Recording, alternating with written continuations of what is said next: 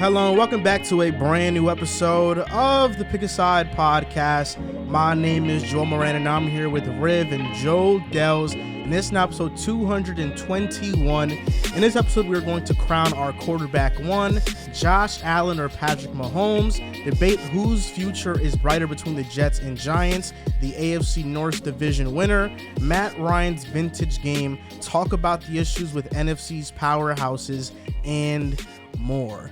Drew is not on the show today. He went to the Yankees playoff game versus the Guardians. I believe it's a do or die game today. It is, and they're up 5-1. They're probably going to advance. Wow, so that's a great move. They advanced to play them strong. Is Aaron Judge finally playing well? Because I heard he was playing bad. Yeah, he had a home run today. And Giancarlo had a home run today, 3-run homer. So it was a great time for Drew to go to the game. Shit not moving me. Nah. The Stros right now are definitely the favorites next round.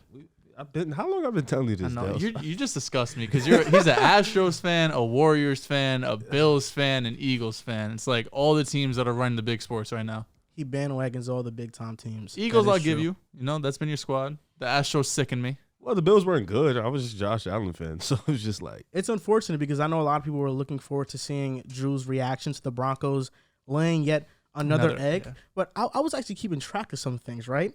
The Jets won. My agenda's thriving. Vikings won. My agenda's thriving.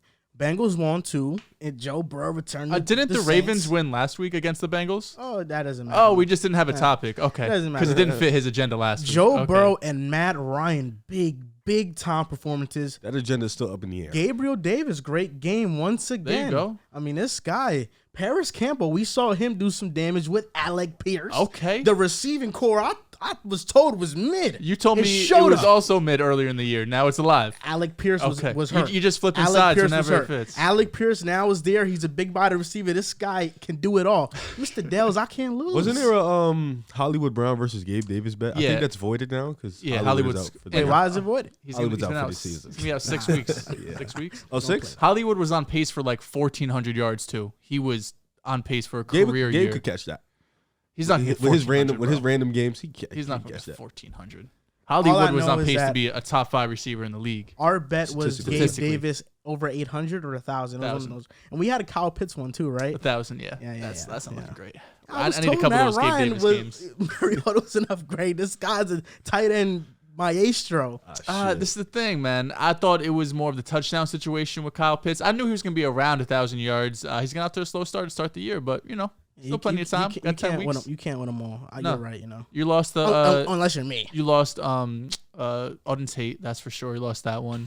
The Colts one, you've gone back and forth. It's been 6 weeks, and you've had 6 different takes. I've been back and forth on it. I have? Yes. Are you sure you said the Jags were going to win the division just a couple weeks ago. No, I said they look like the best team in the division right now. You see what he does, bro? You see what he does? The Colts are still up. And then last week, when the Ravens beat the Bengals, we didn't have a Ravens or Bengals topic. Now that the Bengals won, the Ravens lost. Now we have a Bengals topic. So it just when it fits your agenda, that's when it happens. But when my agendas are thriving, we just don't talk about this. It's cool. Welcome it's back, cool. Dehls. Thank you, bro.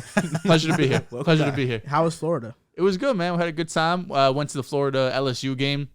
Florida lost, unfortunately. Anthony Richardson had like an 80-yard touchdown run, and it was sold out. I think it was 92,000 people there. I've never heard a stadium get sold out before. Field, right? We were on row 2. Yeah, my girl got some great seats, some fire seats. That's amazing. I thought she was actually on the field for real. My girl. Yeah, this is news to you? No, just said it on your cam. It's very news on your cam. Yeah, row 2, she bugged out. Some good seats. She used to work there. How are you going to counter that? You have some big shoes to fill. We went to the Bahamas, bro. That was a family thing. I know, but I took her. Yeah, but I took her to the Bahamas. You got to counter because this is kind of like a one-on-one thing. Okay. She one-on-one you with Florida, so now you got a one-on-one. Boston, we're going to Celtics game. That's not countering. How? How is that not countering? It may counter in your brain because you love Boston. I'm just going to tell you. She likes the Heat. She likes the Heat, so we'll go to Boston. Right? Oh, or we could go to Miami. See how I just helped you? Take it right to Miami. Okay. You can watch Boston at Miami. That'd be tough. Win-win. And Mr. Dehls always got something up his sleeve, man. He know what he's doing. Man. He know what he's doing. It was a good weekend, though. You guys held it down. Good episode, OG. That's what we do. Yeah, some regular shit. OG said he's down to come on the show regularly. We got to have him on more. Yeah. I still haven't been on a show. Really? I haven't been on a show with OG or with P. Wait, for real? Yeah. Really? Wasn't you on the I was on the special? Yeah, but like the one just with P when he comes on. Shit. Yeah. Missing out, bro. We got to have Pee Wee and OG come on here regularly and just chop it up with us. We need to have both of them at the same time. Yeah, we do. We do. OG and P. I definitely think I'm going to see a lot of disagreements. What does this mean? Wait, what does that mean? Yes. that you're itchy. You're scratching. No. There's something when somebody does this. That means like fuck you. I think. Oh, okay. I was doing In it. what language or like what country? I think it's just culture? It's just like when gesture. Oh, okay. I see. Now that clip with OG when he was talking about the Clippers was not funny. Oh, he's like, I'm tired. Show up to work. That was funny. Yeah, it was funny because he kept saying me and Joel's name, but I didn't know sometimes who he was talking about or like who he was talking to. He just would say our name, so I was just like, okay. And then like in the beginning of the video, me and Joel was laughing because his camera froze. So he was talking and his camera was just sitting in the same spot. So we were just laughing, like, damn. That was a good show though. A good show. So before we go on to our first set of topics, I actually tweeted out on the Pick a Side account. I don't know if you guys saw it. If you guys follow us on Twitter, you probably did. But after each week in the NFL, I am going to tweet out, give me your takeaways, your reactions from this past week and what you saw.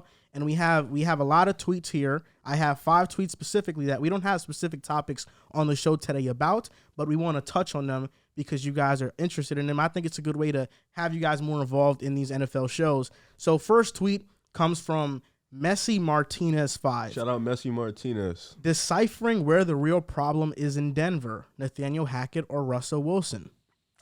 I think it's Russell. You think it is? I do think it's Russell. I have to really like. Yesterday was the first game I really, really locked the fuck in on, and yo, he's cooked. You think it's over? Like you don't think he's ever gonna reach? He could still get like I don't want to say better, but he can go back to not being cooked. You think he'll ever be a top 10 quarterback? I don't think he'll ever be a top 10 quarterback ever again. Damn. I think like at this point, like because you got to think next year, all the 7 to 10, 11 guys are going to be young guys. So it's possible he can't, but I think he could still be good. Yeah. But right now he's cooked. Well, right now coming into this year, in that range was like not the young guys, like Stafford, Carr, Cousins. They were kind of in that range. They go out. I mean, Burrow's solidified himself. Lamar solidified himself. Oh, we know who was coming up? It was K1. K1's in there. Tua, even though Hurts. K1 comes down, Hurts is Hurts can win a playoff game and literally walk in front. Because if Kyler was top 10 last year, there's no reason Hurts can't be. Yeah, so I'm saying it's gonna be. I mean, I would still have Russell top 12, top 13. Yeah. Like I still think he can be good, but my goodness, yo, he's like from his first half. I thought he was gonna have a good ass game. Like I legit thought, all right, this ain't gonna be no vintage Russ, but this was gonna be a good game. Second half, he was dog shit. So bad. It was the first time. That first half was the first time I felt like the Broncos offense had life. Like he was making some plays out the pocket. Vintage. Like I thought it was going to be a good ass game. Especially after that play to Dulcich, I said, wow, not only is the Dulcich agenda thriving, now it's my tight end 1 coming out the draft. I was like, Dulcich, that's my guy. Alberto, unfortunate.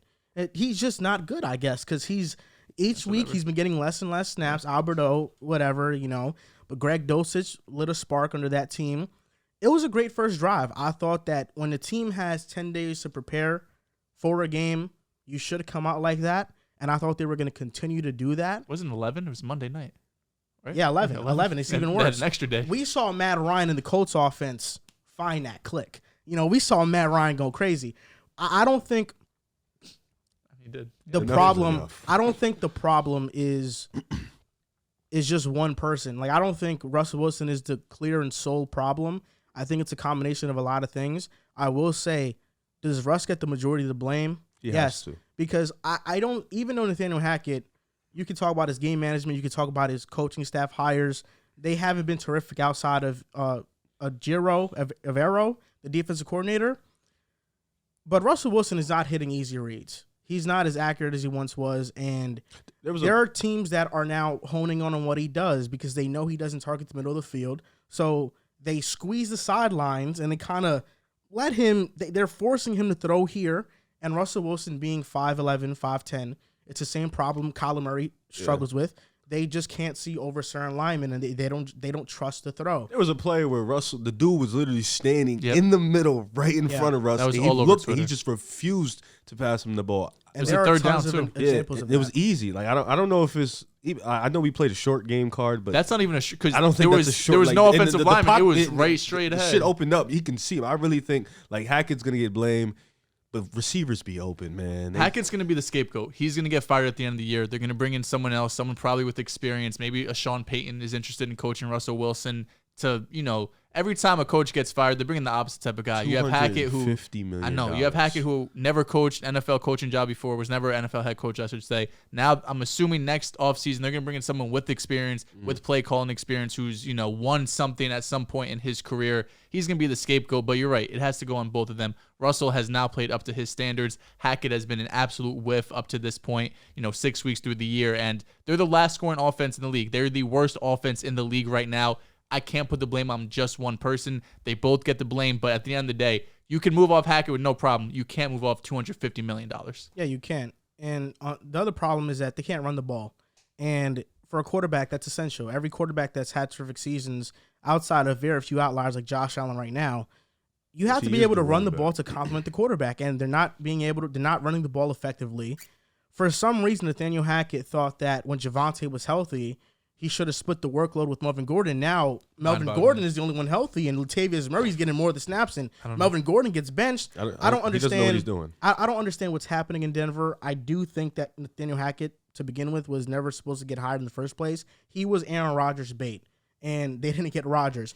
Russell Wilson, although I feel like Russell Wilson will come back to a standard level of play, but the contract still won't age well because he's a quarterback that relies heavily on his athletic ability to create plays outside of pocket, outside of structure, and that's obviously diminished. It's not the same anymore. So I think overall, there's a bunch of blame around Denver, but definitely to me, I think it's Russ. Next tweet is, and I wish Drew was here to read this to react to this tweet. Shout him out. Dolphins being a lottery team without Tua isn't mentioned enough. This is from Varaka9. Are they a lottery team? Oh, he loves. I mean, bro. yesterday Teddy had 330 yards, 2 touchdowns. Tyreek Hill had 170 yards. Waddle had 130 yards. Tua obviously opens up this offense, but this was a game against the Vikings. This was a game. The Jets game looks fuzzy because Teddy went out early, so they had to put in Skyler. They really had no game plan for that. I thought they would lose to Cincy regardless. Tua was not playing well in that game.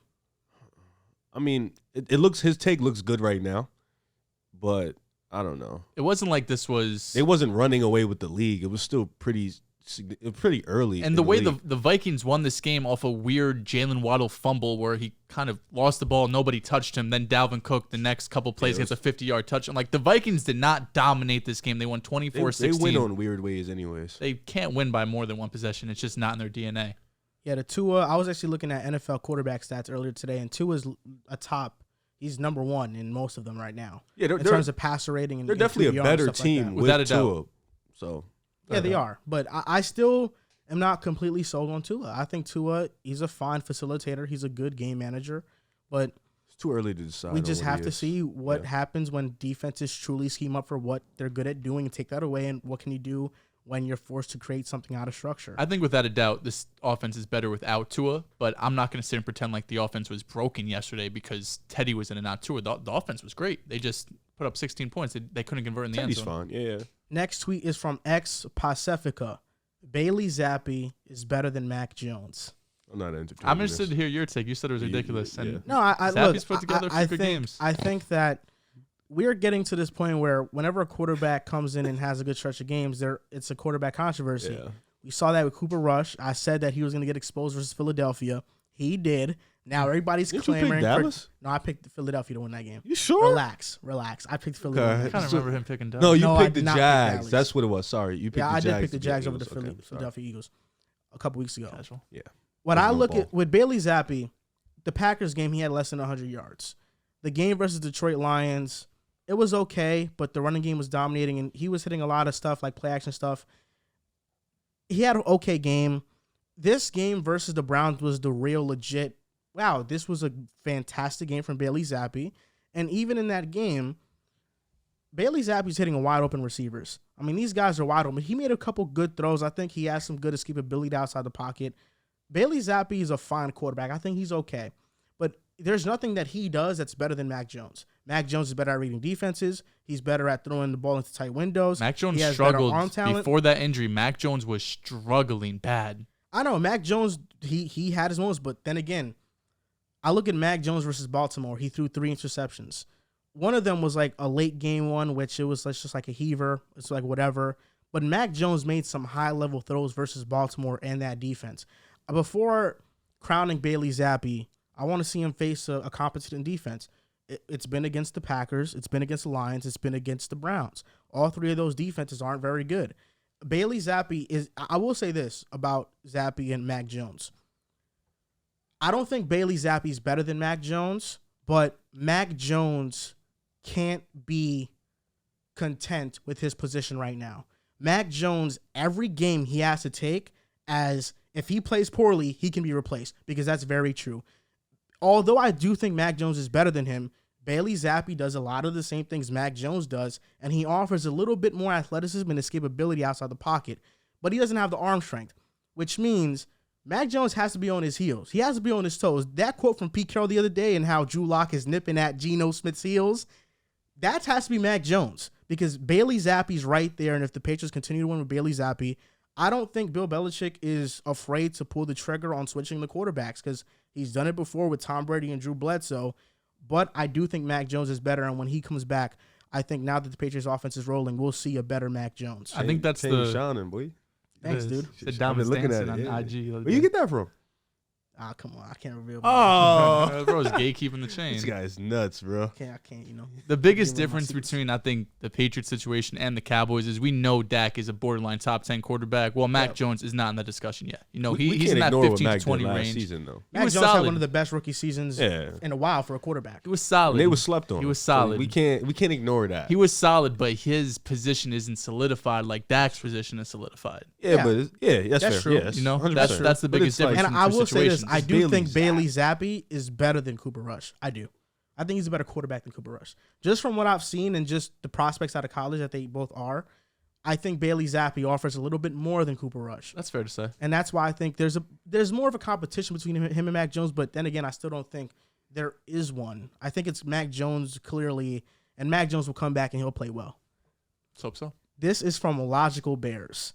And then there's two more tweets. Zach Wilson is doing nothing better than Justin Fields, and the stats show that as well. Zach Wilson's making far fewer mistakes.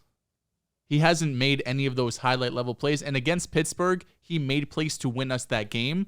In the last two games, against Miami and against the Packers, he has not had to do anything to win us games. Our defense has been phenomenal. Our special teams has been phenomenal. So he hasn't had to go out there and make those high-level performances. Justin Fields has to, because his defense and special teams has not been as good as the Jets, but he's also made far more mistakes. He's taken more sacks, and I think overall his decision-making has just been poor. Zach hasn't had those moments yet. He had a nice throw to Corey Davis, even though it was a bit underthrown.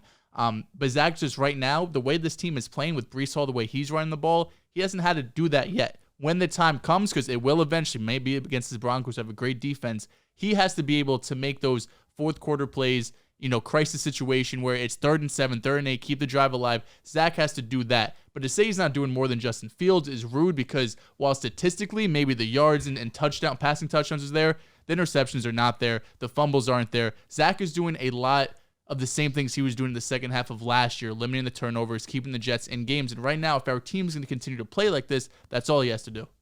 I think that's such a crazy-ass tweet. I think both of them are doing a lot of things to win their team the game, but you hit it, like Justin Fields just makes far too many mistakes. His passing is limited. Like his coach, they don't let him do too much. But with Zach Wilson, you can see Zach is a better passer. He's more accurate than Justin Fields. Justin Fields better with his feet. So I guess you can kind of nitpick there, but I think both guys are making plays. But Zach, you have to look at his team, how they're galvanizing around him, the way they're winning, and there's no way you can even come up with that conclusion with the way the Jets are playing right now. That's because of Zach Wilson. They're undefeated with him. I don't think that it's crazy to say, but then again, Zach Wilson hasn't been asked to do much.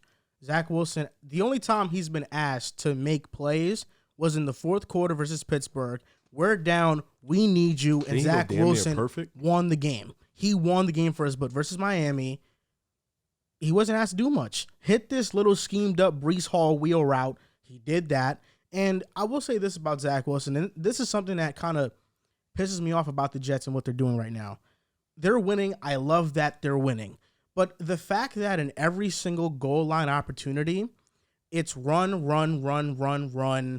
Braxton Berrios jet sweep, It's no play action rollouts. It's nothing easy for Zach Wilson to just get an easy touchdown pass. And there have been times Zach has led the offense down the field, and yet we reward the running backs for a touchdown. Versus the Packers game, I saw the Jets inside the 10-yard line run the ball like 8 damn times. We had 3 downs. We got another set of downs, and we continue to run the ball. And I was like, can we just get Zach's confidence going with a touchdown pass at least? Can we just get him going? Like, build some confidence within him. Like, why are we just running all the time? The only counterpoint I would have is the one time they did let him throw was when he rolled out to the right, tried to throw across his body to Corey Davis, which was almost intercepted. I think that's what they're trying to limit the mistakes, because they know, listen, we're probably getting into it later, but scoring across the board in the NFL is down. It's down almost 20%. That's why I feel like almost every week we come in here with people who underperform and teams who look broke on offense, where just in reality, it's just the entire NFL scoring is down across the board. So right now, with the way the Jets defense is playing, the pass rush is playing, I understand wanting to limit the turnovers. I understand taking those field goals instead of trying to get 7, but potentially Zach putting the ball in harm, which he did, which could have easily been an interception. So they're protecting him to an extent. But like you said, in Pittsburgh, he did show that. He's going to have to consistently show that throughout the season. Not, 4 quarters, but once we get in those situations where he has to win us games. Next tweet is from Anthony Rasica. The Eagles are the best team in the NFC. Bills, Eagles, Super Bowl, who y'all got? Well, I have the Bills if they were to meet. And I do think the Eagles are the best team in the NFC right now. I undoubtedly think we're the best team in the NFC. Who would I pick to win the Super Bowl? Got to stick with my agenda, man. I'd probably pick the Bills. Oh, not your team. I said the Bills would win the Super Bowl in like August, September. I do think right now the Eagles are the best team in the NFC. That'd be a tough Super Bowl. I would have to ride for my guys though. I'd have to ride for the Eagles. I'd have to ride to it. It's really just Jalen. Your guys, and you're picking the opposite team. Yeah. That's nuts of you. I got to stick with the agenda. I can't flip-flop. You know what I'm saying? If it wasn't literally your favorite football team, I'd understand. Well, I mean, Buffalo, I really like them too. Josh is like my favorite player. So. it's like a Bulls versus Steph. Steph. Yeah, it's like you said you would take the Bulls though. Root for the Bulls because the Warriors have won 4, so I've seen it enough. Okay, you know what I'm saying? I've already seen the Eagles Super Bowl. Wow. I would have still, if I was a fan of my team, I would still pick my team. I'm not picking nobody else. Nah, I need to see the We Eagles wouldn't know because you don't really get in situations like this with your teams. You're not wrong. So, yeah. So, okay, before we go on to the next topic, I want to say this. Mojo recently launched this new feature within the app that you can now invest into college players. And it's college quarterbacks. Oh. You can invest into Bryce Young, C.J. Stroud, Caleb Williams, gave me a heart attack. Quinn Ewers, Will Levis, Hendon Hooker, DJ from Clemson, Anthony Richardson is at $7 right now. You can invest in him. So I'm just going to right now, I have the Mojo app on my phone right now, and I'm going to show you guys my portfolio. I'm actually down $13.44 right now. Justin Jefferson, I'm down on him. Although I was up $14 the other day, but Drew, I was watching the football games with Drew on Sunday. Mm-hmm. He convinced me to sell all the stocks I had in other players and invested into Tua. And for some reason, he convinced you to do it? He did convince me to do it. So I did it, and I lost the plus 14 I had on Justin Jefferson. But I've invested in Caleb Williams, Bryce Young, Kenneth Walker. Is Caleb Williams like that? I've heard. He is. Yeah. What school he plays for? USC. He's a class of 2024 though. I thought he was at Oklahoma. Transferred when Lincoln Riley left. On here, I've invested into Dameon Pierce, Breece Hall. I got a free stock in Herbert when I joined. And if you do join Mojo, you're eligible for a free stock for a top player. And it could be Justin Herbert. I got Zach Wilson. He's down $8 right now. Garrett Wilson's down almost $4. Tua's down $2 right now. Damn. And Chase is down only 7 cents right now. So I've invested into a lot of players. But I want to talk about this feature in the college quarterbacks, because Bryce Young, we know he could possibly be the number 1 pick in the draft, this upcoming draft. So people might be wondering, okay, you invest into a college quarterback, how do we know what their price is going to be, or how does that work? So basically, Bryce Young's price right now is $33. It's comparable to Zach Wilson and Tua. That's where his price is. That's where Mojo's projecting his price to be. So if I go to compare, let's say Bryce Young can he be as good as Trevor Lawrence in year 2? Let's just say Trevor Lawrence because he's in year 2. Trevor Lawrence right now is $63. So if Bryce Young, who's at 33, is as good as Trevor in his first 2 seasons, that price can skyrocket. It could double in the first 2 years. We can even say maybe not Trevor Lawrence. Let's go to another quarterback. Let's try maybe Kyler Murray, who's at $59. Jeez. Year 4, this $33 investment could turn into $59, and the more investments you have, obviously, the more money you make off of that. So if you do believe Bryce Young or Caleb Williams or C.J. Stroud will be the next big-time star, Mojo now gives you the opportunity to invest into one of these high-level college quarterbacks, and everybody wants to be right on these quarterbacks. Everybody wants to be right on these quarterbacks. I saw that on Twitter, actually. After the show, I'm depositing and putting money on Caleb Williams. He's my favorite quarterback in college right now. I think he's going to be the best out of all the guys coming out. I like him more than Bryce Young, than Stroud, DJU. His price is $27 right now. He's class of 2024, though. That's why he might be a little bit lower because he needs 2 years until he comes out to the NFL. But I think he's going to be the best prospect out of what's available right now. I'll give you guys a mission. Somebody send me the film work on all these young quarterbacks. I'll just pick one randomly. Anthony Richardson, $7. Yeah, AR's had an up and down season. He's coming into this year? Well, he didn't start at all. Like, he was kind of a wildcat type of guy the last year at Florida. So this was his first year being the starting quarterback. So he has like 6 career starts as quarterback. He's a very raw type of player. I kind of compared him to Trey Lance, but probably even more raw than Trey Lance. Like, he's big, he's fast, he's mobile, he has a crazy arm, but he just isn't refined. Like, he's not accurate. He doesn't make the best decisions. He has a long way to go. I'm curious if he comes out this year. This is year 3, but again, his first year starting. If he comes out this year, I still think he could be a day 2 pick just because of his physical attributes. But if he stays another year and he balls out next year instead, he could be a first round pick. But he could also have a Sam Howell type, or excuse me, not Sam Howell.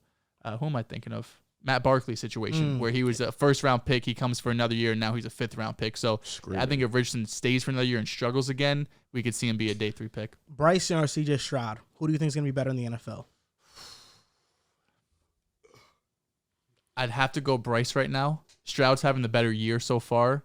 I think I would go Bryce right now, but subject to change. I'm just going to say this. Based off the track records of the 2 schools, Ohio State does not develop great NFL quarterbacks. Alabama, we have in the past couple of years, Jalen Hurts, Mac Jones. Tua has been good. Bryce Young, I think, is a better prospect than all of those guys. No, I know. No, I'm thinking Stroud is from Ohio State. So who the hell is that quarterback from Clemson? That's DJU. I'm thinking Stroud is from Clemson this whole time. Nah, C.J. Stroud's from Ohio State. Ohio State quarterbacks have not panned out. He's had a bounce back year, for sure. Last year he struggled a lot, but this year he bounced back, probably put himself in the conversation for first round pick. I just feel like the way the Ohio State offense is ran, it's a lot of one-read stuff. And I don't know if those quarterbacks are always ready, but I will say this. C.J. Stroud, to me, looks like the best prospect of all the Ohio State quarterbacks that have came out. I think he's the favorite to go number 1. He's a better prospect, in my opinion, than Justin Fields. And also, when you look at Bryce Young and C.J. Stroud has the feel, has the body for the NFL, where Bryce Young, he's a bit on the smaller side. You do have that injury concern, but I do think Bryce Young, just as a thrower of the football, is just better. Bryce Young has that it factor to him. He's phenomenal. He had a crazy touchdown last week, kind of on rolling backwards, pressure in his face, off platform, made a strike to the back of the end zone for a touchdown. The Mojo QR code, they gave us a QR code that is going to be on the screen. You can just, with your phone on your camera, how do you do it? Focus. Just go to your photos, focus on it. And then it'll pop up. Yeah, and then you can go to the Mojo app. We're going to have the QR code somewhere here. It's going to be somewhere here. I love it. QR codes are finally being put to good use. They're so easy and simple. You just click and bada boom, bada bang. It works. Allen versus Patrick Mahomes. I think the game of the year so far. The Bills beat the Chiefs 24-20. All-time Mahomes is 3-2 against Josh Allen, although most of those wins came when Josh Allen was not who he is now, which was in 2020. This game was spectacular. I felt like it was just a back and forth between 2 great quarterbacks making big-time plays. You saw the Mahomes touchdown to Juju where he broke a couple tackles. Before the first half, the Bills had this 90-yard touchdown drive that ended with a Gabe Davis touchdown. We know he gets like that. I mean, his release off the line is second to none. One of the best deep threats in the game right now. He's averaging Williams. 25 a catch. It's insane. And even with that touchdown, KC drove right back and kicked the field goal. Harrison Butker 62-yarder before the first half. So easy for them. But what I really want to touch on was just the final moments of the game. Game-winning touchdown to Dawson Knox. So impossible throw for any quarterback not named Mahomes, Allen, maybe even Rodgers, where Allen just fitted between two defenders. He threw Dawson Knox open. One defender was in front of him. He tried to tip it, and we saw there was a defender in the back of Dawson Knox, and Dawson Knox just caught it. And then the interception from Teron Johnson to seal the game. Now, to me, this game showed exactly why the Bills went and got Von Miller. Because in all those key moments in the fourth quarter, the guy who was making those big-time plays, who was in Patrick Mahomes' face, was Von Miller. And one can make the argument that if you had Von Miller with 13 seconds left in the playoffs, he would have made the play that wouldn't have given Mahomes enough time to even get it to Tyreek Hill for them to go on and win the game. This was a phenomenal one, but I just come away thinking about this game. A question of mine is, when is it time to say Josh Allen is the best quarterback in the NFL? It's not time yet. Why? Why? Playoffs. He's got to do it. It matters. And it matters because Mahomes has got everything Allen wants. The Super Bowl MVP, the MVP, the wins over him in the playoffs. So it's like to say Allen has surpassed Mahomes because of a regular season game. I don't think you can put that yet. As much as Allen has been playing, he's been amazing. Mahomes has been amazing. But like you said, Von Miller was great in the fourth quarter. We need to start talking about Stephon Diggs as being arguably the best receiver in the league. He's been absolutely amazing from start to finish. He's been incredible for them. The defense, the depth they have on that defense in that secondary has been great. The rookie, I don't know how to say his name. Elam, he's been great. Teron Johnson making that interception. But to say Allen over Mahomes, I think it's still, like you said, it's not yet. I don't think it's crazy. Mahomes versus Allen, their last three matchups, Allen is 2-1. Allen has thrown for 324 yards per game, 66% completion percentage, 10 touchdowns, 0 interceptions. Mahomes, 329 yards, so he has more yards, 66 completion percentage, they're the same, 7 touchdowns to 4 interceptions.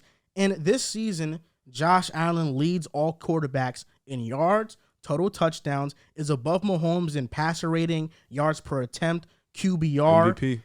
And Josh Allen versus Patrick Mahomes has been better head-to-head, was better in the playoffs when they faced off against each other too, and is better this season. The only thing I agree, the only thing holding him back is that Super Bowl ring, but I think he gets it this year. And they win the playoffs. Yeah, I think he gets it this year. I think That's the fine. Bills are going to get it. That's fine, but I don't think you could say it in week 6. Like in February when the Super Bowl happened, then we could have that conversation. First of all, I think this type of game is exactly what the NFL wanted, even though it wasn't the type of scoring we saw in the champion or the round 2 last year. Yeah. This is the type of game they want with 2 high-level quarterbacks, 2 teams that could score at any moment, a high-level defensive player like Von Miller, Chris Jones on the other side. Like these are the 2 babies for the NFL. These are the 2 teams they want to prop up with these quarterbacks, with these play calling, with the explosiveness on both teams. I came away from this game thinking this doesn't change anything if you think Josh Allen's the best quarterback, and doesn't change anything if you think Patrick Mahomes is the best quarterback. I have the argument. I have the argument that Patrick Mahomes, the separator right now is the playoffs and it's a Super Bowl win. But your argument saying Josh Allen is better is, well, head-to-head, statistically, Josh Allen is better. Just as a player, though. When you look at Mahomes and Josh Allen strictly as players, who pops out more on the screen? It's 1A, 1B, to me, it's Josh Allen. I don't think you could say either pops off more. They're the 2 best quarterbacks in the NFL Josh right Allen now. the past 2 years has looked like he has a stronger arm. He's the far better runner. He's the better runner than yes. Mahomes. But Mahomes could do it. Neck. Mahomes could do it too. They just don't ask him to do it. I lean Josh Allen decision making. They just don't ask Mahomes to do it, to run like Josh. He can't. First of all, I know he can't, but he has the athleticism and the speed. We saw in the AFC AFC championship and round 2 last year. But Allen also puts himself in harm's way doing that too. Did you see the Allen leap? The leap he's a freak. I think we had this conversation, probably not, but last year, we remember the playoff game. In the regular season, the Bills won 38-20 over the Chiefs. That was the worst loss of Patrick Mahomes' career at home. No one remembers that. No one remembers Josh Allen had 400 total yards, 4 touchdowns, and no interceptions. Everyone just remembers in the AFC divisional game, round 2, finally got that right, Patrick Mahomes went down with 13 seconds, got the field goal. Even in the playoffs before that. Yeah, but last year's was the game, like a game of the century almost. People remember the playoff game, 13 seconds left, then go into overtime, how easy everything looked. So I think that's still going to be the takeaway when these teams inevitably see each other again in the playoffs. If Patrick Mahomes beats him again, it's not a conversation. Patrick Mahomes still has to have it. I know we have these arguments back and forth, and you pick and choose when you think quarterback's a winning stat and when it's not a winning stat. So we'll leave that for another day. I think I said it after the playoff game last year. I think these are the two best quarterbacks I've seen in my lifetime. I think talent-wise, pure arm strength, athleticism, mobility, arm angles, off-platform. These are the two best quarterbacks I have ever seen play in the NFL, and we're grateful to have them for the next 10 to 15 years. But I don't think anything from this game takes away from what the overarching opinion is on people between Mahomes and Allen. I think the one thing that Josh Allen has closed the gap on, which everyone has talked about on Mahomes, is in the fourth quarter, in those close games, because we kind of all say how Mahomes has leverage over him in those tight games and when it really matters. But in the fourth quarter this season, Josh Allen has been better. Patrick Mahomes has completed 56% of his passes in the fourth quarter, 1 touchdown, 3 interceptions, a 55 passer rating. Josh Allen's completing 66% of his passes, 2 touchdowns, no interceptions, and 115 passer rating. If you look at last year, too, it is almost identical as well. So I don't think we could keep having that debate between, in the fourth quarter, in these close games, I'm going to take Mahomes because he's proven it. He has done it in the playoffs up until this point, but I think Josh Allen has definitely closed that gap. For me, it's 1A, 1B. I don't think you could say one guy pops off way more than the other. Does Josh Allen make more highlight-level plays? Sure, but Tom Brady didn't make all these highlight-level plays, and he's the GOAT. And you know what I mean? Many people for years said Rodgers was better. Yeah, I know. He just didn't have the supporting cast. But at the end of the day, at the end of the careers, it's obvious what ends up happening. I mean, look, I don't think it's a clearing. I don't think it's a Josh Allen's here, Mahomes is here. I think it's 1A, 1B. But Josh Allen in the last 3 matchups has outplayed Mahomes. Josh Allen in that playoff game in the divisional round was perfect. Was as perfect as you can be. Was Mahomes not too? But not as Josh Allen. How? We're going to crown. He went down 13 seconds, got a field goal, and then won in overtime. We're going to crown Patrick Mahomes because he threw a slant to Tyreek Hill, and Tyreek Hill took it the distance with 13 seconds left. Are we serious? Josh Allen had a historic game from Gabe Davis. Gabe Davis looked like Jerry Rice. I think Josh is more dynamic. Yes, he's a better dual threat for sure. And I don't think this is probably gonna be like a Brady Payton thing for a long time. It will. I mean, this is Brady Payton. I don't think this is but Brady it's more and flash. Rodgers. This is they're better. They're like just as talents. They're better. They're the two best quarterbacks I think the NFL's ever seen. They're better, but it's just last three matchups. Josh Allen 10 touchdowns, 0 interceptions. Mahomes 7 touchdowns, 4 interceptions. He lost a divisional round. But Josh Allen led a game-winning drive. But then Mahomes had 2 game-winning drives. He was as perfect as you can be in that game. But you're making it sound like Mahomes wasn't perfect too. Mahomes wasn't perfect. Perfect is perfect. You can't be more perfect than somebody else. Maybe Mahomes was 9.8. Josh Allen was 10. Okay, I'll take a 9.8 in a win than being a 10 in a loss. 9.8 in the W. You got to. A coin flip, whatever you want to say. I get it. Tyreek Hill took a slant to field goal 13 seconds. He went down and got a field goal, an absolute must-case scenario. You cannot take that away from him. Tyreek Hill 13 seconds. There is no room for error. 13 seconds, he was a 10 out of 10. And what happened in the fourth when he had to be 10 out of 10? He threw an interception right to Teron Johnson. Okay. Josh Allen's not making that mistake. In the regular season, they got smoked by 18 last year, and then the playoffs, it didn't matter. Well, this time around, the Bills will beat them in the playoffs. The Bills are the team. This is a big win for them, though, because if they have the advantage over them in terms of seeding and they get the number 1 seed, they could be at home compared to being in KC. Mm-hmm. That changes things for sure. I just really think 1991 MJ. Patrick Mahomes in 2018 undisputed best quarterback, 2019 undisputed best quarterback, 2020 I think Aaron Rodgers MVP back-to-back 2020 and 2021. Although you can have Mahomes over Rodgers. Won the Super Bowl? When, in 2020? Yeah. I may be mixing my years up. I think you're a year ahead. Yeah. I think you're Did Mahomes, he was a full-time starter in 2019 or 2018? 18, I think. Because Mahomes won the Super Bowl COVID year, right? Yeah, it was right before COVID hit. Mahomes won the Super Bowl. That was 2020, yeah. Okay, so 2018, 2019, 2020. 2020 he won. Yeah, because Rodgers had back-to-back MVPs, but Mahomes won the Super Bowl. And he went to Super Bowl. Mahomes won in 2019. Yeah, facts. There's 2019 season. So 2020, 2021, Rodgers back-to-back MVP. I think him and Mahomes, you can make an argument. You give Rodgers, Mahomes is still better. Bro, had Devontae Adams. Bro, had Aaron Jones. Bro, he had Tyreek Hill and Travis Kelce. I understand, bro. I'm not. I know, but Mahomes is still better. Yeah, Mahomes is better. He got it's kind of like MVPs, when LeBron doesn't win MVP, but we know LeBron's still better. But I don't really think there's this gap, though. There's not. There's not. Oh, hell no. Last year or 2 years ago, there wasn't this gap between Rodgers and Mahomes, and right now, there's not a gap between Allen and Mahomes. I think the only gap is the fact that it's them two and then the rest of the quarterbacks. There's a gap after them too. Yeah. It's Mahomes and Allen and then everybody else. There's no doubt. And that's why you look at the Bills, second in offense, first in defense right now.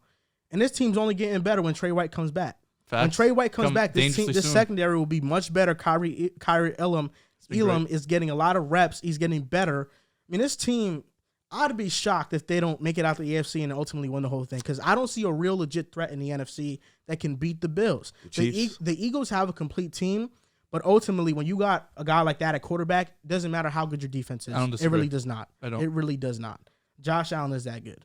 And I just feel like watching the last couple of matches between Mahomes and Allen, Josh Allen to me has come out as the guy who looks better. We talked about it last playoffs when the Chiefs beat them. I said I thought Josh Allen had the better game. Like Josh Allen was better. I think this one Josh Allen definitely had the better game. Yeah, and he won. Yeah. But you have I get it, bro. But you got to close. Not that Josh Allen didn't close. It's just Mahomes hasn't closed though. Cincinnati, he lost. I'm saying last year they beat the Bills, but then the next game he didn't close versus the Bengals. He lost. He won a Super Bowl. Yeah, bro. And he went not to last year. 2019 he did. Allen lost in the second round, so he can't. So is the only quarterback that closed last year Stafford? Right? What the fuck? Joe Burrow. But he lost in the Super Bowl. He closed within the AFC. He lost in the Super Bowl. Aaron Donald sacked him to lose the game. No, he could do about that. Okay. No, he could do about that. You're unbelievable. I'm just saying, man. Let's talk about Allen being QB1. If you want to say he's QB1, I'm not going to sit here and argue with you. Like, that's fine. Josh Allen is just as good as Mahomes, but in the playoffs, in that one situation, like, you have to be super, super nitpicky. Nah, because you're making it sound like Josh Allen is Jimmy Garoppolo and Patrick Mahomes is Aaron Rodgers. Did I not say they're 1A, 1B? Did I not say the two best quarterbacks in NFL history? Jimmy Garoppolo. Nah, because now when it matters to him, I see Dehls. Now Josh when Mahomes, it matters. That's Josh Mahomes. Josh Allen really clears, like Dan Marino, no chance. Like, all those old guys, bro, like, I don't know if we're going to have old heads in the comments. These two clear everybody. Respect to them, though. Respect. Different vibes. Without a doubt. If it wasn't for them, we wouldn't be here. But pioneers, bro. Respect. They're pioneers, but I don't like when people disrespect the old heads. I mean, come on. Respect. Let's be honest. Different genetics. Let's be honest. They paved the way, bro. Like, are these two, has anyone in NFL history been as good as these two quarterbacks? Yes, Peyton Manning. Peyton Manning is not as good. I don't think so. Damn. If it ain't Peyton, I can't take it. I don't think so. If it ain't Payne, Mahomes already has a 50 touchdown season. He has he's been starting for 4 years. He went to 2 Super Bowls, 2 AFC championships, MVP. He won those Super Bowl, like, evolution, bro. It's always gonna, I mean, Patrick Mahomes, I've said, is the best quarterback I've ever seen. Josh Allen is now creeping up there because he came onto the scene sort of late. You know, 2 year. Mahomes was right off the gate. He was gonna remind you of this every time you pick the offensive lineman over Josh Allen. Josh Allen said he pukes before every game. I think like 4 or 5 times. Yeah, he said that before every game. Yeah, he throws up before every single game. Gotta definitely remind you of that. His breath must stink in the huddle. Oh yeah, he. I don't think he brushes his teeth. He just goes out there and just plays. No way he brushes his teeth. He's nasty for that too. Like, your mouth just feels crazy. Players are disgusting. There's stories of them, like, pissing their pants on the field because they don't want to go to the They throw up on the field and keep it pushing. That happened on Sunday. On that field. Bro, it's really nasty. They what? Huh? So they do what? No, it smells like shake that ass on the field. New York Jets and New York Giants. It feels like New York football is back now. The Buffalo Bills are the top team in the NFL. The Giants are 5-1. The Jets are 4-2. And listen, I know that the past episode, people were in the comments like, put some respect on the Giants. Listen, I respect the Giants. And I will even say this. It's time for the fan bases to unite. It's time for Jets and Giants fans to unite. Now, I know the Jets have a better trajectory. There's no doubt. But I'm willing to put the pride aside in my Jets fandom and say, look, the Giants are on a great path. Can I interrupt you real quick? Can I interrupt you? You can't say I'm going to put my pride aside and the Jets have a better trajectory and then say all of this after that. You can do it without saying that. I think that the Giants are headed in a great direction. But let's be honest, the Jets are too, and I think this is great for New York football. I can't remember the last time when the Jets, Giants, and Buffalo Bills have all been good at the same time. They're in New York. And I don't think we know the Bills are one of the top teams in the NFL. The Giants and Jets are not flukes. The Giants, although they might not be Super Bowl contenders, the Giants, great coaching staff. They're building a great culture. They have a really good defensive line. Their defense gets after it. The Jets, they just dominated the Packers with subpar quarterback play. Zach Wilson didn't have a good game, and they dominated. These teams are legit. It's the bottom line. But we want to make this a debated topic. So whose future is brighter? And before I go, I will say, I applaud the Giants for what they did. When I loved the Dable hiring, I knew the culture was shifting. Have some of these games been as impressive as the Jets? No. But listen, it's been great. I will say it's been great. And I applaud the Giants for what they've been doing. I feel like we can't even have this topic with Drew not here. I don't know who you're going to side with. I don't know who Drew would have sided with, but I know he would have defended the Giants at the very least because I know where we're going to stand. River, where do you stand? Sorry, Riv, my bad. I'm with you guys. I'm going to be honest with you. As much as the Giants, and this is me taking the Eagles hat off and being completely unbiased because I do want the Giants to burn. But as much as what they've been doing, I look at the Jets, I look at their culture, I look at their quarterback, I look at Breece Hall, I look at Sauce, I look at the receivers that they've built. The talent is there. The youth is there. So I would ride with the Jets. I think if you talk about the Giants, it's a coaching staff. I like them a little bit more. But the youth talent on the Jets team as opposed to the Giants, I'm just more comfortable and put my trust in them. They have a lockdown corner. They have a potential superstar at quarterback. They have Garrett Wilson, Corey Davis, Braxton Berry. They have like a really good team. The offensive line has some youth on there too. So I like the Jets. And I'm with you guys on this one. We should have had this when Drew was here. I'm just waiting on the comments that's going to say, how dare they talk about the Giants with the Jets jersey in the back? Yeah, how unbiased can they be? But I will say this. Let's make it fair then, right? Yeah. Both teams have talent. Both teams have great coaching staffs, we can say. The Giants coaching staff, will I say that it's a bit better? Yes, Brian Dable, I like him better than Saleh. I like Martindale over Olbrich. And Kafka and LaFleur, it's kind of like a toss-up. I like LaFleur a little bit better. They both have talent. The future of New York football is bright. But let's go position by position and really break this down. Let's do it. So, quarterbacks. Give me Wilson. Jets or Giants, quarterback position, Zach Wilson or Daniel Jones? Give me Zach. I'm taking Zach. Also, when you're talking about the future, you have to think of like age, contracts. I don't want to have to make a decision on paying Daniel Jones. I would rather wait and see these couple years with Zach, what he has. I do think his ceiling is higher as well, so I'd take Zach. Yeah, I think for ceiling-wise, I got to go Zach. Daniel Jones, as good as he's been this year, he hasn't shown me anything that warrants superstar quarterback. I think Zach has those highlight plays in his career. Give me him, and he's younger. I think the Jets win this. Zach Wilson has the higher upside. Has Daniel Jones been playing better? Yes, but I think Zach Wilson will be better. Running backs, Giants or Jets?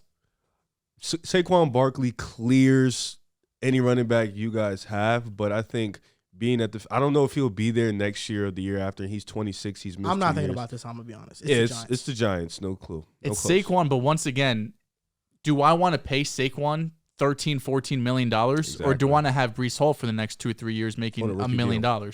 I would take Breece Hall. Like, Saquon is the better talent, without a doubt. Saquon is the better player. But if we're saying the future, taking into account contracts and age, I would rather have Breece in his situation than having to pay Saquon. The Giants, for me, win this category at running back.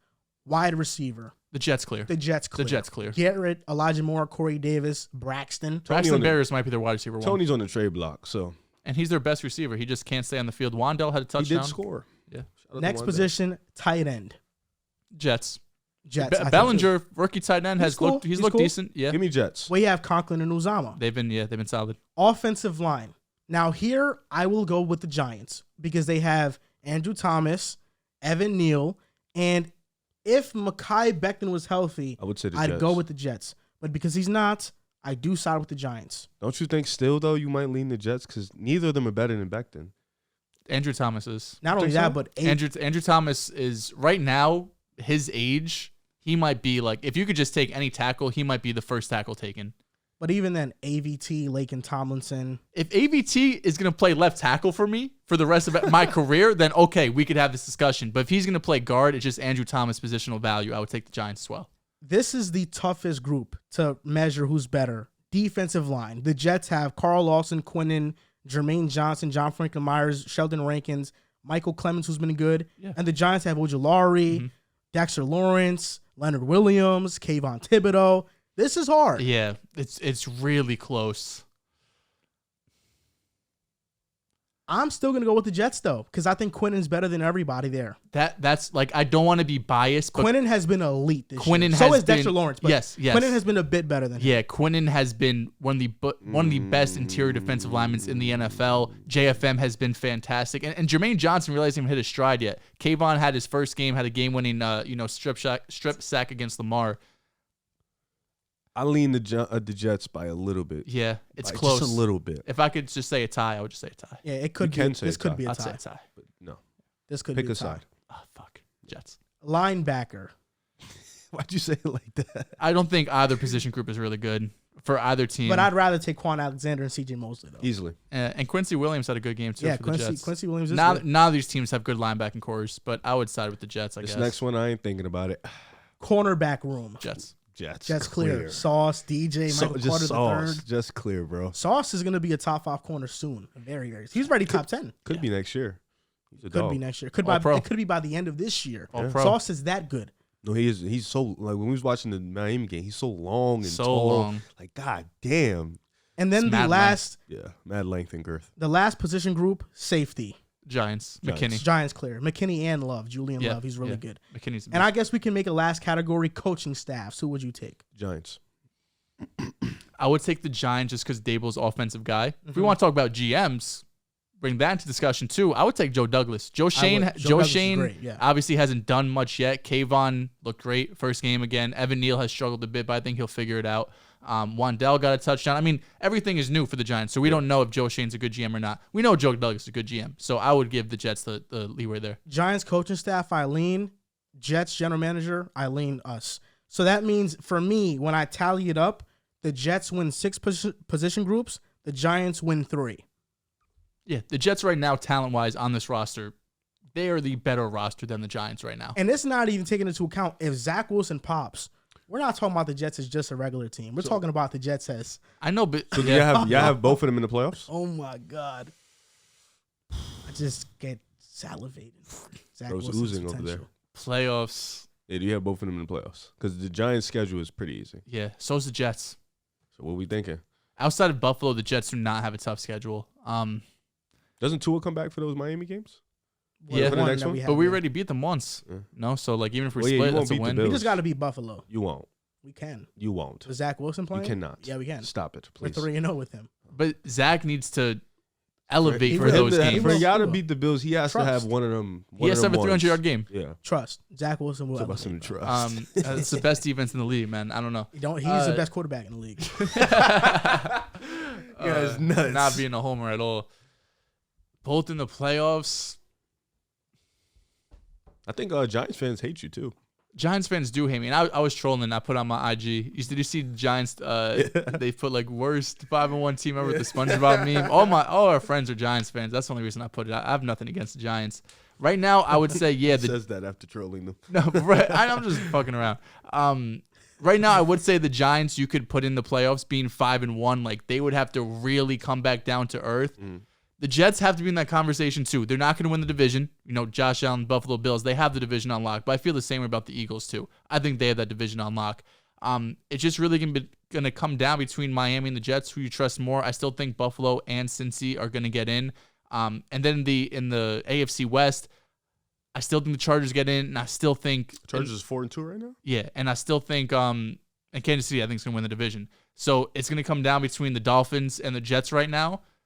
The Giants, I feel more confident just because their division isn't that tough. I don't think Buffalo. Sucks. That's really especially the wild card teams too. Relax. Giants are in for me. Jets. I'm like 67% there. We're in the hunt for sure. And that's all I could ask for. I will say this though to just praise the Giants a little bit more. In 2023, they have $63 million in cap space. That's the upcoming offseason. Yep. So they have a lot of money to fix all the holes they have on the roster, specifically receiver, offensive line, cornerback. Can they cut Kenny Galladay?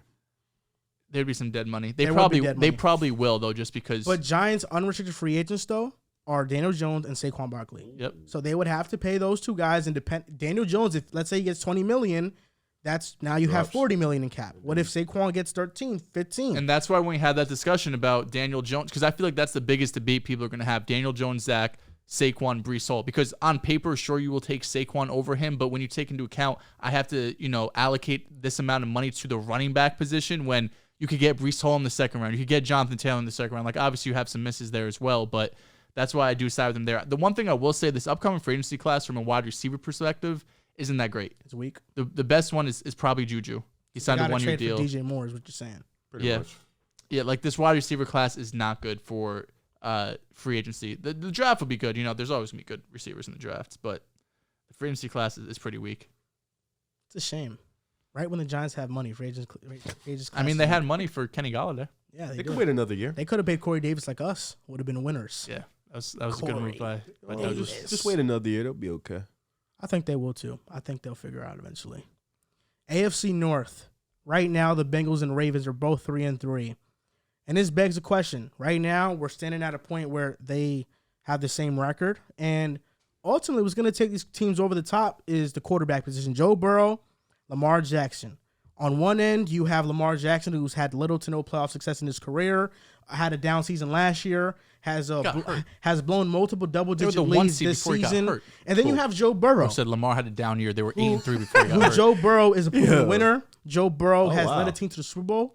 And he's done everything that you want a quarterback in year 2 to do. The only quarterback in year 2 to really do what he's done. Joe Burrow is historic right now. That's who he is. He's historic. I mean, he might not have the MVP, but Joe Burrow is about team and winning. He's not about selfishness. And Lamar's not? And for me, Lamar's selfish now? You look at the Bengals' next 5 games: Falcons, Browns, Panthers, Steelers, Titans. All very winnable. The Ravens also have a pretty light schedule. Next 5 is Browns, Bucs, Saints, Panthers, Jaguars. Listen, Joe, all offseason you've been talking about Joe Burrow this, Joe Burrow that. Man, Cincinnati Bengals fluky, all this and all that. Well, since week 1, Joe Burrow has been fantastic. You raved about Lamar Jackson. He hasn't been as good as Joe Burrow. That's for sure. As we stand here, heading into week 7. Before I go ahead. As we stand here, sitting here, yeah, heading into week 7, what's your take on who's going to win the division? Oh, yeah, I'm actually curious. Before I even go, it's funny because last week the Ravens won. They beat Cincinnati 19-17. Lamar went down the field, game-winning drive, hit the field goal, get it. Would have been it's cool. It's cool. Whatever. We don't have a topic. Joe Burrow struggles in that game too. We also week 3 was it? After week 3 going into week 4, we said, is Lamar the unanimous MVP? Yeah. Everyone except me said, let's wait a little bit. I was not being, I'm the only person at this table who I support Lamar. I support my guys. I'm still unbiased. I don't have these agendas that, especially you push, which is just 3-week wonder. Which is just disgusting at sometimes. Absolutely disgusting. Absolutely disgusting. Some of the agendas you push for your sake. All of a sudden, we have a Matt Ryan topic on the show. But anyway, should we not praise a future Hall of Fame, first ballot Hall of Famer on this show for what he just did? I'm gonna be sick. I might throw up. As a Ravens supporter, as a Lamar supporter, it's been a disappointing season. And still, with all that said, they're 3-3. They're first. They have the win over the Bengals. They're first in the division. They're both 3-3. They're first in the division. So I'm a Lamar supporter, but I could also acknowledge when he's struggling. The first 3 weeks of the season, he was nothing short of spectacular. We sat here and said he is the MVP unanimously. There's 3-week wonder. They said you said it. I didn't. No, I said 3-week wonder. Yeah, you said it. You didn't say let's wait. You didn't say it's only been 3 weeks. No, you said he is the MVP. He already has unanimous MVP. I said Joe Burrow to the point. Okay. To this all point, Joe Burrow does is a Super Bowl loss. But anyway, as someone who doesn't overreact and isn't unbiased, Lamar was fantastic his first 3 weeks. He was averaging 330 total yards, 4 touchdowns per game with 117 passer rating. These previous 3 weeks, he's gone down to 240 total yards, only 1 touchdown per game, and a 69 passer rating. He has struggled against the blitz. First 3 games, completing 83% of his passes with 6 touchdowns and no picks. Last 3 weeks, 50% of his passes, he's completing 2 touchdowns, 2 interceptions, and he's struggling in the fourth quarter as well. His passer rating has dipped significantly. First 3 quarters, he's around like 105 passer rating. Fourth quarter, he's below 60. So without a doubt, Lamar has been struggling these last few weeks. Doesn't change anything for me. I've seen what Lamar has done. I've seen him win a unanimous MVP. I've seen him be the 1 seed. Does he not have the playoff success Joe Burrow had one fluky type of run? Yeah, so you're good not for concerned him. at all about Baltimore's team?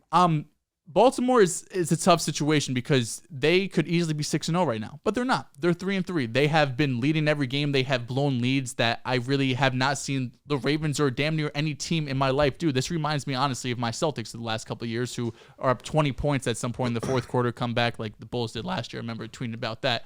That's really the only thing I can compare it to, because right now the Ravens are so close to being an elite team, but still so far, right? The defense falls apart. The offense falls apart. Lamar has made bad decisions. Yesterday against the Giants, it was the bad snap, and instead of Lamar just picking the ball up and throwing it away, he tried to fit it into Patrick Rashard. It got intercepted. That's how the Giants go off and win the game.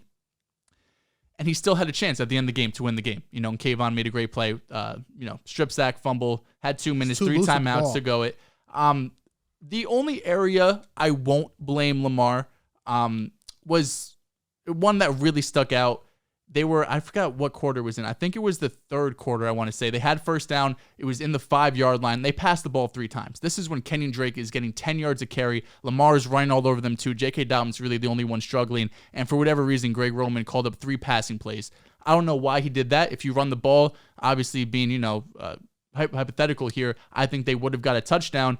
But the Ravens, again, on defense, have struggled to get off the field in the second half of games. To start the game off, the Giants offense, punt, touchdown, punt, fumble, punt. Then the second half, to end the game, field goal, touchdown, kneel down. That's how this game went. The first half of the game, just like the Ravens have done all season, they were dominant on defense. On offense, they didn't have that lead to really put the Giants away, even though they had multiple times to. They were up 20-10. They had chances to make a 17-point lead, and they fumbled. They weren't, not fumbled literally, but fumbled in a figurative way, where they weren't able to put the game away and really take it out of the hands and force the Giants to throw the ball, force Daniel Jones to win them games. But as of right now, I'm still taking Lamar. I'm still taking the Baltimore Ravens. That was my pick. This little 3-game skid does not bother me. I think this is a game they were supposed to win. They had 400 total yards to the Giants, 236. 7 yards were played to the Giants, 3.8. The Giants have won ugly a lot. They really have. And that's not to discredit them. They're 5-1. If you're a Giants fan, you should feel great. This is a game the Ravens should have won, just like they probably should have won against Miami. They probably should have won against Buffalo. And I know I don't want to sit here and sound like a broken record, because it's sickening. As someone who trusted Lamar, his playmaking ability, his improvement as a passer, I came on here and said his improvement as a passer is equal to what Josh Allen has done improvement-wise.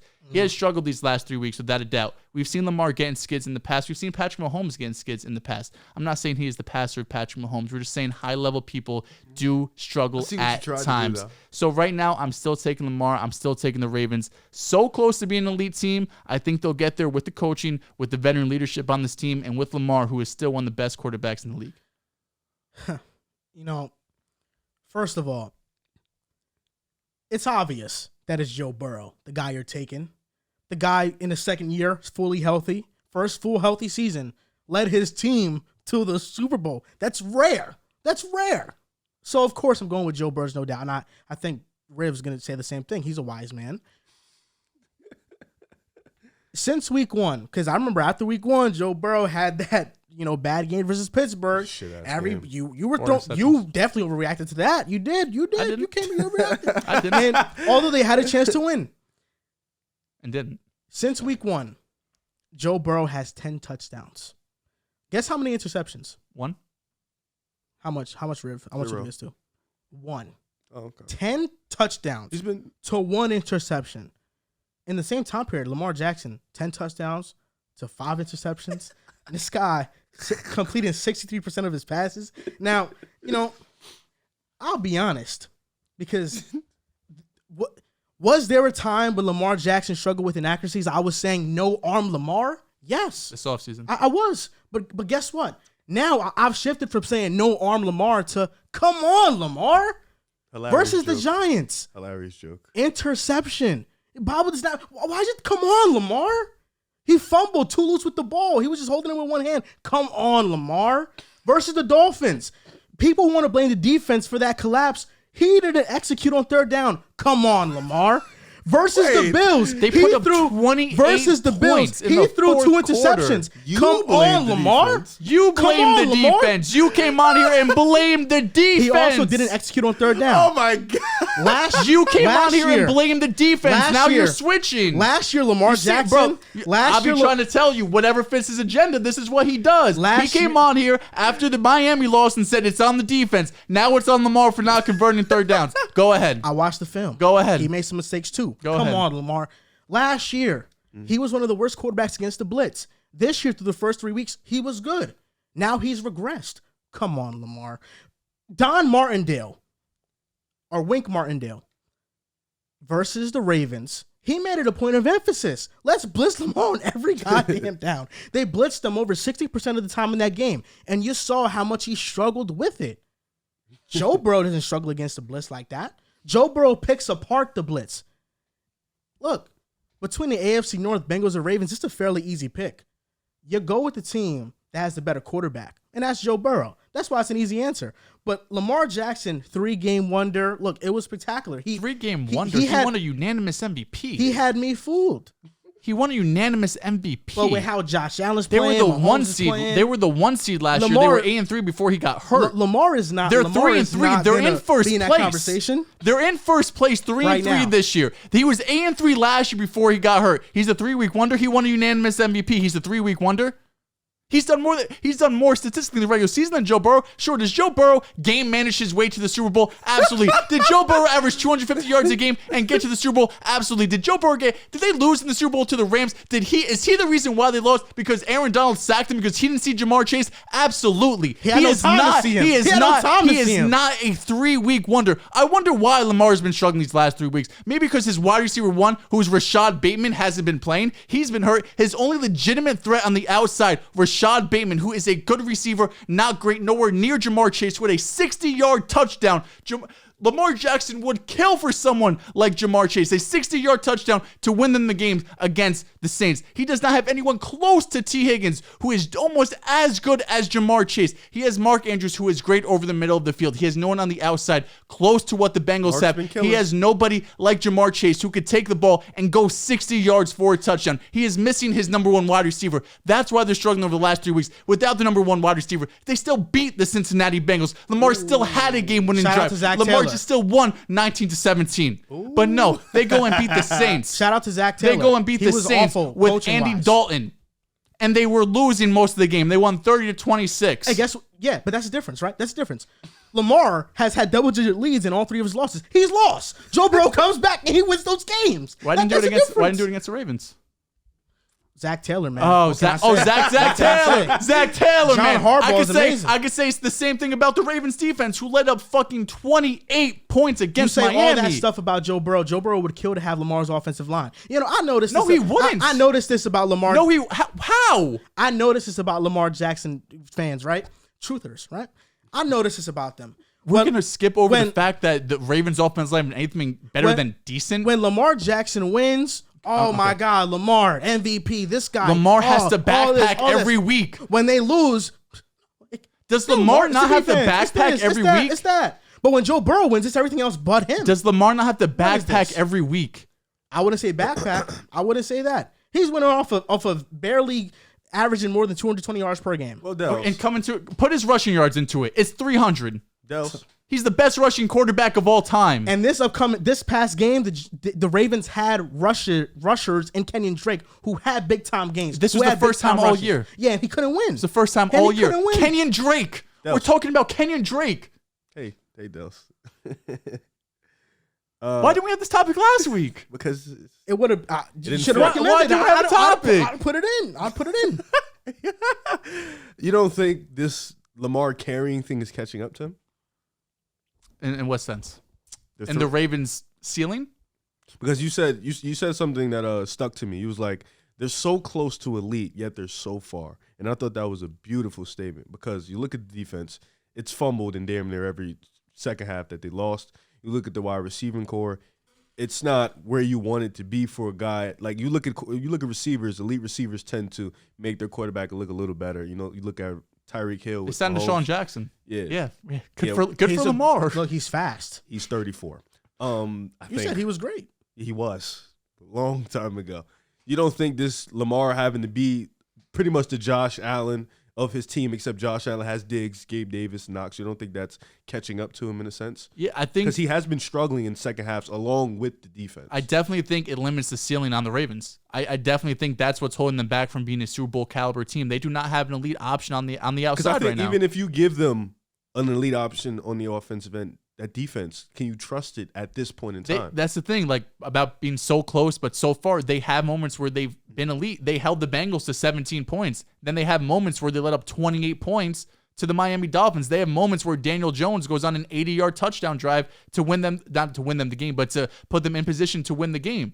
Lamar isn't all at fault here. Lamar had a fumble to lose the game. He had the interception those last two drives. Sure. But we're not gonna sit here and pretend like that is normal for Lamar. We're not gonna sit here and pretend like this is what Lamar does. He's the most winning quarterback in NFL history in the regular season. Last year he had 13 interceptions. But this is my point. He's cut that down this year.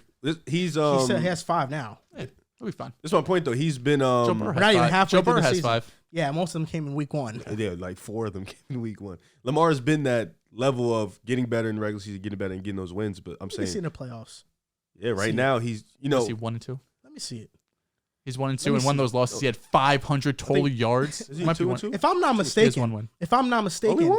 When we Did talked he win about the division on the AFC Championship, or you talking about Lamar? Lamar. Sorry, if I'm not mistaken, when we talked about the Allen versus Mahomes thing, Mahomes is over Allen because he wins. What about Burrow? He's not over Lamar because he wins. Patrick Mahomes has a MVP. He's been to 2 Super Bowls. He's been to 2 AFC Championship games. Joe Burrow's had 1 playoff run. It was phenomenal. No, the team was phenomenal. He had 2 game-winning drives in that playoff game. The team was phenomenal. He had 2 game-winning drives in that playoff. The team was phenomenal. He had 2 game-winning drives in that playoff. So you're sticking with the Ravens? I'm sticking with Baltimore. You rocking with Bengals? Yeah. Passer rating of 97. That's no slouch. That's not a slouch. Good for him. Passer rating of 97. What's Lamar Jackson's playoff passer rating? Let me see it. I have no. Is it 97? Is it Joe Burrow? He hasn't been great in the playoffs. playoffs. He's been all right. I think I'm going to rock with the Bengals. Did you have them before the season? I did have them winning the division. I told you. I think if you're a Ravens supporter, you shouldn't flip to the Bengals. I just think Bengals being 3-3 and they haven't played their best, and I think they're about to start getting. And he knows who they got at quarterback. Joe Burrow. Joe Burrow wearing Jamar Chase's jersey to go face the Saints. I knew it. Yeah, I knew it was a dub once he did that. I'm not gonna front. And the stadium they used to play in. Yeah, I knew once he had the jersey on, it was that time. You've seen that. Ravens play the Saints soon. I'm not mistaken. Yeah, in the next couple weeks. So you better beat Andy Dalton, because that little joke you said about beating Andy Dalton, it's not gonna look good if they'll get it done. If Lamar loses, they'll get it done. It won't look good at all. The Saints defense hasn't been as good as advertised. I do think both teams still get in the playoffs, though. I do too. think both of them will get. That's what I had in preseason. Yeah, both teams making the playoffs. Ravens win the division. That's where you fucked up right there. That's where I didn't fuck up, buddy. It might be switched. The way he switches on Lamar, is so crazy. I switched on Lamar. Because in the offseason he said no on Lamar. Then like a month after, it's a gold mine. Then like a month after he flipped, he's like, no, Lamar is all this proven as a passer. First 3 weeks, unanimous MVP without a doubt. He didn't even question it. And now 3 weeks later, he's a 3-week wonder. Listen, can you pick a 3 side? Weeks, he was very good. Can you pick a side? I have. Can you pick a side? I've been saying Joe Burrow's better than Lamar Jackson for years. No, but can you pick a side on Lamar?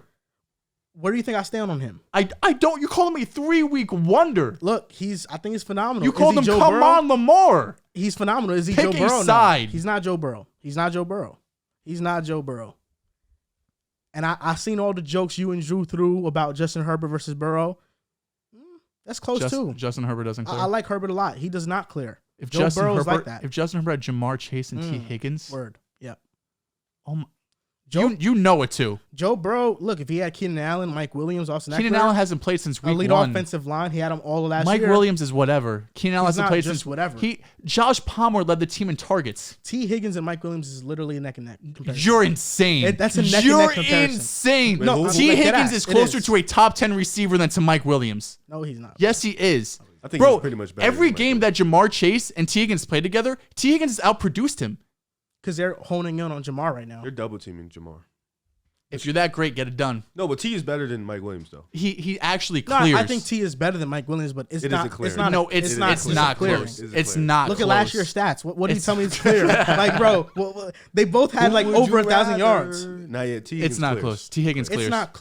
It is pretty close. No, it's Mike not. Williams, respect him. It's not. He's good. He's a good player. He's fine. He's a good player. He's Gabe Davis. Can Mike Williams be a number Your one? agendas are sick. Why? You don't like Mike Will. You don't like Gabe Davis. They're the same guy. They are not the same guy. They're the same guy. No, they are not. They're big play receivers who are going to give you those games where they go off and have those games where they disappear. And you're making that assumption off of a couple games from Gabe Davis. Literally, Gabe Davis is one of the best deep threats in football. I'm making it off this year. He's a better route runner than Mike Williams. Gabe Davis just runs deep. Hey man, all he does. Deshaun Jackson made a no. I'm not taking it away from him, but like we're not going to sit here and say Gabe Davis is an elite route runner. Like hell no. He's good. He's good at it. He's a big body who's fast, who gets down the field. He's a great route runner though. He's not like mediocre. He's not mid. He's a great route runner. Great is crazy. Great is Stephon Diggs. That's that's elite. That's elite. Oh, my bad. Okay, let's see. Great is who would a great route runner be? CeeDee Lamb, maybe. CeeDee's a great route runner. CeeDee Lamb is really, really, really good. That's what I'm saying. He's a great route runner. Really. Elite is like Jettas, Diggs, Tay. We ain't putting him up there. Great to me is like a top 15 type of whatever you're describing. Gabe Davis, could you stand with top 30 wide receiver? Hell no. Gabe Davis ain't top 15. No. Not yet. Maybe like 3 years. You never know. Shit. He's had a lot of plays already where he's made. So you saw the catch and he just took the shit out. Yeah, no, he babied That's Micah. a grown man. No, yeah. Grown man move. He's physical. 100%. 100%. No, that's where he wins. He's physical. He's fast. He's 6'4", like, and he has the best deep ball thrower in the NFL, probably. He's a beast. I'm hating on Gabe. I'm not hating. I'm being honest. No, you're hating. No, because like inevitably he's gonna come back down to earth for 2 or 3 games. He's hating. No, but why can't you just wait? Because if it happens, okay, then so when it doesn't, then what are you gonna say? Oh, he's gonna come back down to earth for the next 2 games. He's gonna average 25 yards per catch for the rest of the season. Bruh, week 2 and week 3 he was hurt. He ran the most routes and had the most snaps on the team. Yes. No, that Dolphins game was nutty. I watched that game. He wasn't that good during the Dolphins. He had 60 pass attempts and he had 3 targets. He was hurt. Stop hating. I'm being honest. Just sounds real nasty. I'm being honest. Gabe Davis is one of the easiest guys to root for. He's good. He's good, man. He's a fine ball player. It's a fine ball player. Are we in baseball in the 40s, bro? It's a fine ball player. That's all Gabe Davis is. Shout out to Gabe, man. Come on the pot. Not only is Lamar Jackson somebody that you have been raving about highly and stuff like that. I love Joe Burrow. There's no doubt about it. But I love this quarterback as well. I love Matt Ryan. Matty Ice. First ballot Hall of Famer, league MVP, All-Pro, multiple-time Pro Bowler. This guy is the definition of toughness. It is what it is. When I look at him, I think he's tough as nails.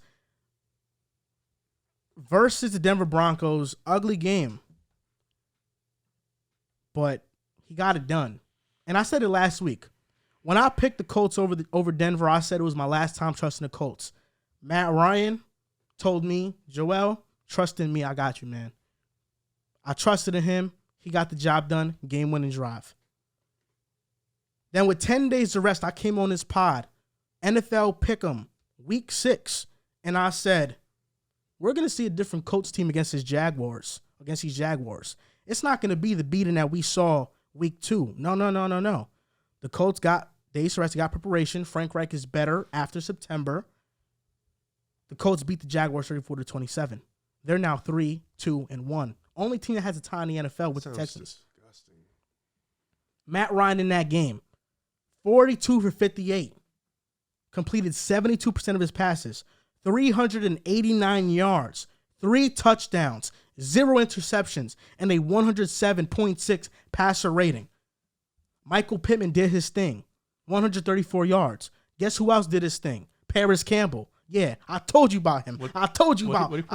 He had 7 receptions, 57 yards, and a touchdown. Okay, I told you about Mr. Paris Campbell. That's probably the best game of his career. Let him gain his confidence. Because what did Matt Ryan do? He instills confidence. What has Russell Gage done in Tampa? Nothing. Just to cut you off real quick, because I know you'd be excited. James Harden has 16 points in the first quarter. I told you he's fucking back. See, 16 in the first. This is the thing about all you motherfuckers. James Harden has a down year. He's washed. We're covering James Harden. 16 points in the goddamn first quarter. It's game 1, day 1 in the NBA season of the first quarter. He's coming for blood. Matt Ryan. First couple of weeks not playing so good because of the situation, though, not because he's not good. 389 yards, Dehls. You called him washed. You made jokes. Oh, him or Jared Goff? I mean, hey. Matt Ryan. Respect him. He's not washed. A washed quarterback doesn't put up this stat line. Alec Pierce, shout out to my rookie sleeper wide receiver. He proved you wrong, Dehls. Dehls, this Colts team is just the start for you, buddy. Because this is not going to happen just this week. Oh, this is going to happen all season. Oh, so we're back on the Colts? The Colts. We went from the Jags to maybe Tennessee to now the Colts. The Colts are humming. We're back? The Colts are humming. Okay. We're back. Okay. The Colts are humming. Led by Matty Ice, Matt Ryan. James Harden has 8 free throws. Come on, bro. The fuck? Really? This season, Dehls, Matt Ryan, second in passing yards. Is that washed? Sixth in completion percentage. Is that washed? 4 fourth quarter comebacks. 3 game-winning drives. I'm just curious. All in 6 starts. I'm curious. Is that washed? When we bring this up about Daniel Jones, about Tua, about Carson Wentz, these stats, you throw them away. Oh, but now when it's Matt Ryan, it's back. Matt Ryan's an MVP. I'm just saying, you pick and choose a lot. He passed Dan Marino all-time, 7th all-time most passing yards in the NFL history, Dehls. I'm not the one to debate the Matt Ryan Hall of Fame. That's Drew. And this is all while being the 4th most sacked quarterback in the NFL right now to this point. Now, the Colts offense was amazing. Short passes. They finally found their rhythm and what they want to do offensively. And I saw that with how they featured Paris Campbell. The offensive line blocked on 58 pass attempts. 0 sacks, 0 interceptions, 0 fumbles. Mr. Dehls. Now, the Colts, you may be right about them in the long term. I'm not denying that. They might just be a first-round exit in the playoffs. They might be a non-dangerous playoff team. But what I want to hear from you, Dehls, is an apology for Matt Ryan. This is hilarious. Because all offseason, my biggest gripe with the Colts was never Matt Ryan. You said he was washed. It was never Matt Ryan. You made a bunch of jokes about how Kyle Pitts was going to be amazing with Mariota, and he has been shit. I don't think I made a bunch of jokes. I just said I think he's going to get 1,000 yards. Oh, he said, because I was not with Matt Ryan. Yeah, I mean, a little that's a and now joke. guess what? Matt Ryan's thriving with guys that you didn't think would be thriving. Alec Pierce and Paris Campbell. I mean, like, what are they on pace for, like 800 yards apiece, maybe? That's good for them. I mean, Paris Campbell's no. I'm sorry, Alec Pierce maybe 800. Paris Campbell's probably like 400, which would probably match. What his happened to career Russell season. Gage? Where he at? I don't know why you think I'm a Russell Gage Matt supporter. Ryan had a breakout year. He made him had a breakout year. Kyle Pitts, historic tight end season with Matty Ice. Now respect Matty Ice, man. Respect him. This is fine. It's a good win for the Colts. This doesn't change literally anything I feel about the Colts. We talked about it last week. I said the issue with the Colts right now is not Matt Ryan. I think I would actually say the last issue on the Colts is Matt Ryan. Never going into the season did I say the reason the Colts aren't going to be able to win a championship is because of Matt Ryan. Was he part of the reason? Sure. But the real reason, and why I've said multiple times on this podcast, the Colts don't have top-end talent anywhere on this team. They do not have the guns to go up against the Chiefs, against the Bills. In the play, they did. Sure. A fucking blind squirrel finds an acorn every once in a while. It's going to happen eventually. And they also got shut out by the Jaguars. The real issue that I had with this Colts season and the real issue I had about the Colts, right, and especially going into this season, was I did not think Matt Ryan is going to be able to overcome. If Michael Pittman misses a game, which he did already, the offense was broken. When the offensive line struggles, this offense is broken. Last week, everyone was healthy. The offensive line played well. And they even have Jonathan Taylor, and the offense looked really good. 2-0 without JT, by the way. Yeah. Before that, they were winless without him. I know. The offensive line was terrible. But that's the Matt Ryan effect. But the offensive line has been playing a lot better. Last game versus Denver, they did not play well. Well, Denver's the worst offensive team in the league. No, I'm saying the Colts offensive line did not play good against Denver. I know, because they didn't have to put up any points. They won 12-9. They hit 4 field goals. That's how they won the game. All I know is that all offseason long, you were also propping up Russell Wilson along with Drew. I was. While you were. Did you not think Russell Wilson's a better quarterback than Matt Ryan coming to the season? We had a debate about it. Remember the home run move? Remember the home run move debate? Oh, yeah. And I said, I don't think Russell was a home run move. But you said he's a better quarterback. We could look up your quarterback list. I'm sure you had him over Matt Ryan. Yeah, but now guess who's playing better? Matt Ryan. I tweeted about it. I said Matt Ryan clears. You did tweet about it. Come on. So all of this about the Colts, and listen, you could take your Week 6 victory lap. It's cool. It doesn't really move me. Matt Ryan has played well up to this point, right? 3-2-1. 3-2-1. He's had multiple 300-yard games. In Week 4, 350 yards. But the issue for me, and especially for this Colts team, I do not see the ceiling and never saw the ceiling that you did with this team. I believe you said they go to the AFC Championship game. With Matt Ryan playing like this and JT back and that running game clicking? Yes. You said they go to the AFC Championship game. I still don't see that. I still don't see anywhere close to that. I'm still not convinced they're the best team in the AFC South. You're fucking crazy. Week by week, we have sat on this table, and all 4 of us are guilty of changing teams. First, it was the Colts. Then, through a couple weeks, the way Trevor Lawrence is playing. Oh my God, Doug Peterson looks good. James Robinson's back. Oh, the Jags got a chance. Those two, though, and no, the Titans go on a 3-game win streak. It wouldn't surprise me if the Titans go and win the division too. As someone said at this table last week, the division is bad. Outside of the Texans, I think we could all agree don't have a chance to win this division.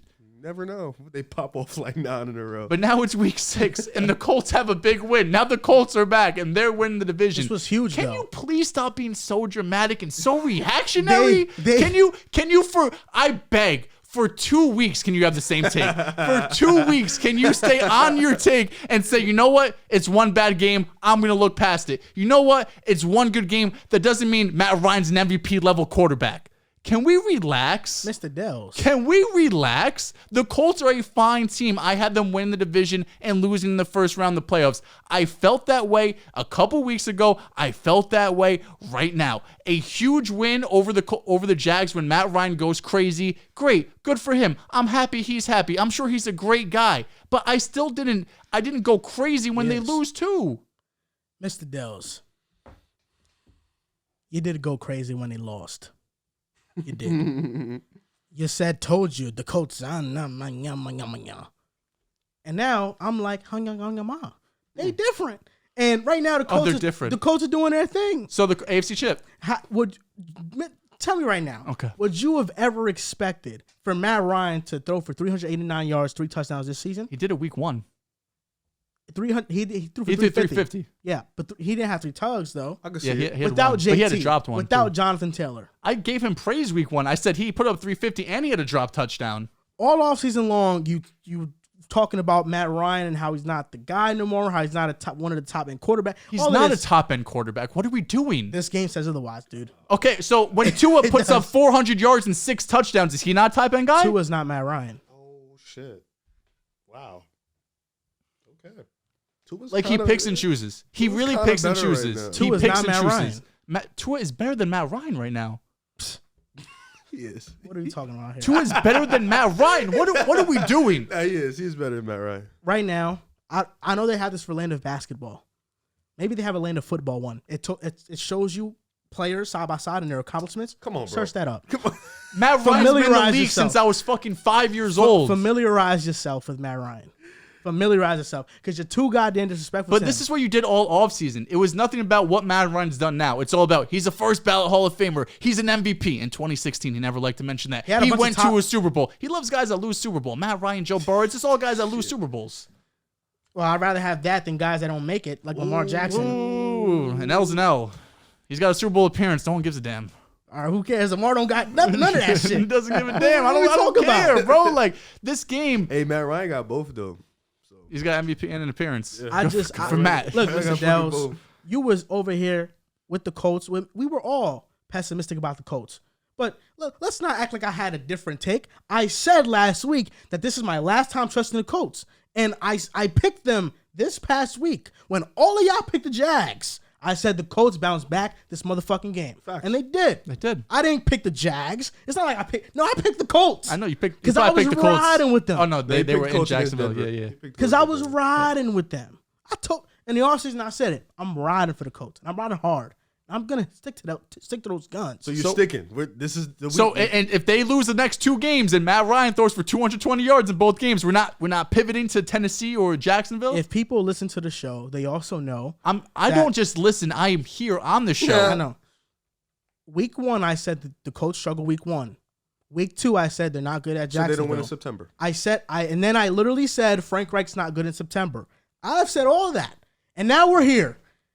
What I wouldn't even imagine, Dehls, JT being out, Matt Ryan does this. This was one of the best things I've ever seen. It was resilient. I feel bad for you. This is one of the best things we've ever seen. It was a resilient showing. And you know who they were picking on? Shaquille Griffin, the high paid corner from Jacksonville. Alec Pierce got a touchdown on him. They were picking on him all game. They conquered their demons against Jacksonville. They did that. The Colts conquered their demons against and listen, Jacksonville. Did you hear that? That sentence is insane. And listen, Dehls and Riv, I made a mistake, right? Because I traded Jonathan Taylor in fantasy. Yeah, we flamed you. You got a reaction. We told you it was James Robinson and who? Deontay Johnson. God, it was so bad. Damn. I will tell you this. I have JC in another league as well, so I'm not too mad about it. I will tell you this. With how the offense looked, that running game is going to start to get going. Of course. He's the best running back in the league. And last year, when you and Drew sat on this table before the playoffs, a couple weeks before, and said, the Colts are my dark horse. We did. They will look like that team again. Yeah. And they'll have better I got fooled once. I'm not going to get fooled twice. They'll have better quarterback play. But, like, at the end of the day, this doesn't, like, I still see them as a round one exit type of team. Okay. You see them as an AFC championship contender. No, I think they can definitely get past round one. Yeah, they can. They could beat Cincy? I don't see why not. Oh, okay. Okay. Bro, I'm just saying, in a one-game playoff, anything can happen. That's really what it is. They'll be on the road. You're not wrong. Did you think the Padres were going to be the Dodgers? They'll be home. Oh, they'll be the division. Yeah, because they Did won. you think the Padres were going to be the Dodgers? I thought the Mets were going to beat the Padres. Nothing. Everything happens for. You never know with sports. That's in a 3-game series and a 5-game against the Dodgers, nonetheless. In a 1-game series, anything can happen. Riv, where do you stand with this? You have Matt Ryan go ahead, ball out. Joel is running victory laps all over Hackensack. He was butt-ass naked running up and down his street because he put up a good game. I did tweet Matt Ryan is still washed because I think you can still, like, it's tough because, like, you can still have those heroic Herculean performances and still be garbage. You know, you can still be washed and shit like that. The difference between him and Russell Wilson is Russell Wilson hasn't shown that type of game through 6 weeks. He's in a better situation as well than Matt exactly. Ryan. He is, and Matt Ryan has done that twice. Like, first week was good. This week he just balled out. You got to give credit where credit is due. So I got to pay homage to the fact that Matt Ryan has, regardless of how bad that Denver game was, they got to win. This week against the Jags, we all picked them. They got to win. They still have an opportunity to win the division. As bad as it is, that's still a good thing. And the goal of getting Matt Ryan is to make the playoffs. So you got to respect what he did. He had an amazing performance. He looked like the old Matt Ryan. Will he be consistent? I think that's been the problem with the Colts. They haven't been consistent, but they've been okay the past 2 weeks. They have to continue to keep it going. Staying alive. Yeah, I'm not gonna go as far as saying, you know, what he's saying, but I think that Matt Ryan's resilient. No, you said he's one of the top end quarterbacks in the league. So they're going to AFC Championship. That performance that he's capable of. AFC Championship is nuts. AFC Championship is actually so fucking insane. That performance is capable of it. Like you I should get checked you, if you go look at FanDuel right now, it's probably like plus 20,000. I might put the odds on that. You know, sure. for $5, you ain't losing much. It's $5. Yeah, you know what I'm saying? AFC that's shit, a good bro. bet. Like they would have to beat the Bills or the KC, Chiefs or the Chargers or your fucking Bengals. Joe Burrow, Mr. fucking best quarterback in the league. Well, if they face the Ravens, Mr. Super Bowl appearance. If they face the Ravens, they win for sure. No way. Yeah, they do. Way. Yeah. No way in hell. No way. Let's go to the Giants. No way. The Giants are 5-1. They're not better than the Colts. The Giants? I would take the Giants over the Colts. With how the Giants, with how the coaches played last week? No. I don't think so. Had a game-winning touchdown.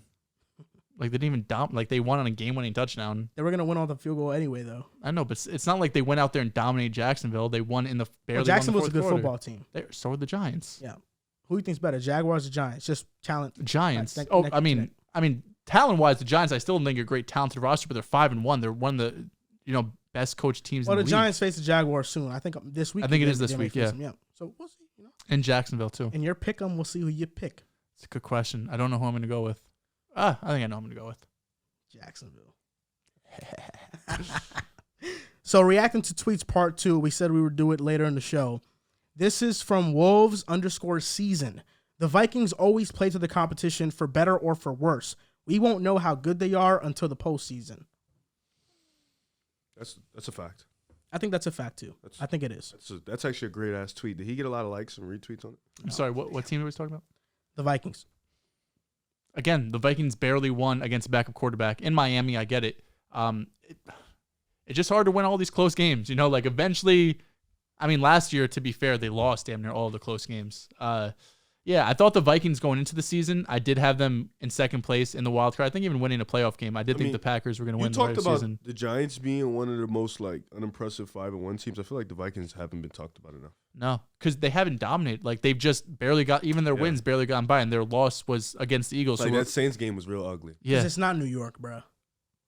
It's not New York. But I feel like the Vikings got a lot of hype going into the season. Not just here. I know you guys too, but like I feel like nationally, we picked them to win the division. Yeah, I know. It was a great call. They look great right now. Thanks, dude. This is from Atlanta fan. Skull. Oh, I'm in Drew's chair. I'm over here riding for the Giants, riding for Tua. You're an idiot. You're a Hurts fan riding for the fucking clown ass G. No, because I'm like they're 5-1. They're not a bad team. Beat the shit out of them. I do think you guys will beat them twice. No, we're gonna dog them out, like manhandle them, like food on the floor. Like I think the Giants are gonna keep it competitive. Yeah, you think so?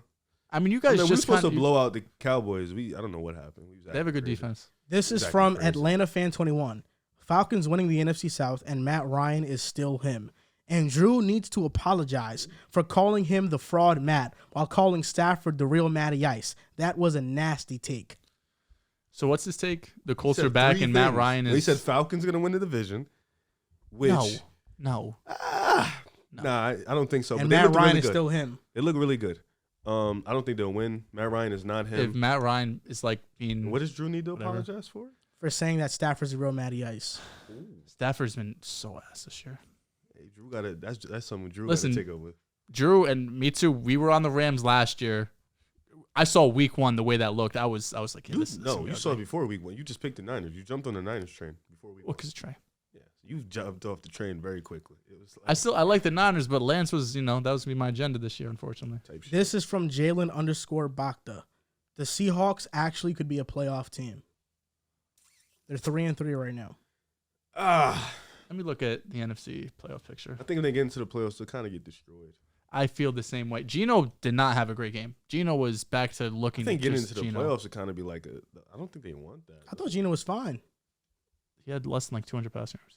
Yeah, the Cardinals defense is pretty good. I'm not gonna lie. Sorry. DK drops a lot of freaking passes, dude. I don't think they'll be a playoff team. Right now you have the Eagles, Vikings, Bucs, Niners. Those are the division leaders. And then the playoffs, you have the Giants, Cowboys, Rams. On the outside, you have the Packers, Falcons, Seattle. I mean, they're in the conversation, but I would still, even though the Rams haven't looked good, I would still trust them more. I would still trust the Packers, even though they haven't liked them more, and the Cowboys and Giants. I think they won't make it because the defense is bad. And they did hold Arizona to 9 points, but I think that's more due to Arizona not being good offensively and them having issues of their own than it is the Seahawks being this great unit now. That's what I think will hold them back. The Packers don't make the playoffs from Draw of the Darkness. It's possible. I think it is too. The Packers have a lot of offensive struggles. It just sounds real weird saying that shit, Packers not making the playoffs. I mean, I guess if I said Atlanta or Seattle's not. Because right now, who do we have? We have the Eagles, Cowboys, Giants, the Bucs, Vikings, Niners. The Vikings. And the Rams right now are the 7th seed. Rams. What's the record for the Rams? 3-3. I'm assuming they play the Panthers next week. 3-3. Yes. It's gonna be a dogfight. The Packers, I think, is still sneaking. They played the Panthers last week. I don't know who they play next week. The Packers is still sneaking. I don't know though. 3-3 teams in the NFC right now. The Rams, Bucs, Packers, 49ers, Seahawks, and Falcons. This tweet is from Mr. Run Good Roth. Out of these teams, this not in this tweet, but out of these teams, who do you think makes the playoffs? You can only pick 2. Give me Bucs. Niners and Bucs. Yeah, facts. Niners and Bucs are the only 2 teams I would pick as well. The only 2 teams. If the Packers get in, Aaron done went heroic and got them in. But give me Bucs and Niners. Aaron Rodgers is doing the best he can right now. It's just that offense is super limited. The Rams have offensive line issues. Joseph Noteboom is now out for the year. That's their left tackle. The receiver outside of Cooper Kupp, they don't have one. Is Ramsey cooked? Ramsey's not cooked. No, he's still a great player. I will say this, though. Although the Seahawks and Falcons might not make the playoffs, they deserve a lot of credit because the Falcons are one of the best coached teams in football. And the Seahawks, Geno's resurgence has been really something to marvel at and how he's played this season. I just don't know if this whole Geno thing is going to last the whole year. It will. 6 weeks in? Got some time left. What we got? 10 weeks. He played well against the Cardinals, bro.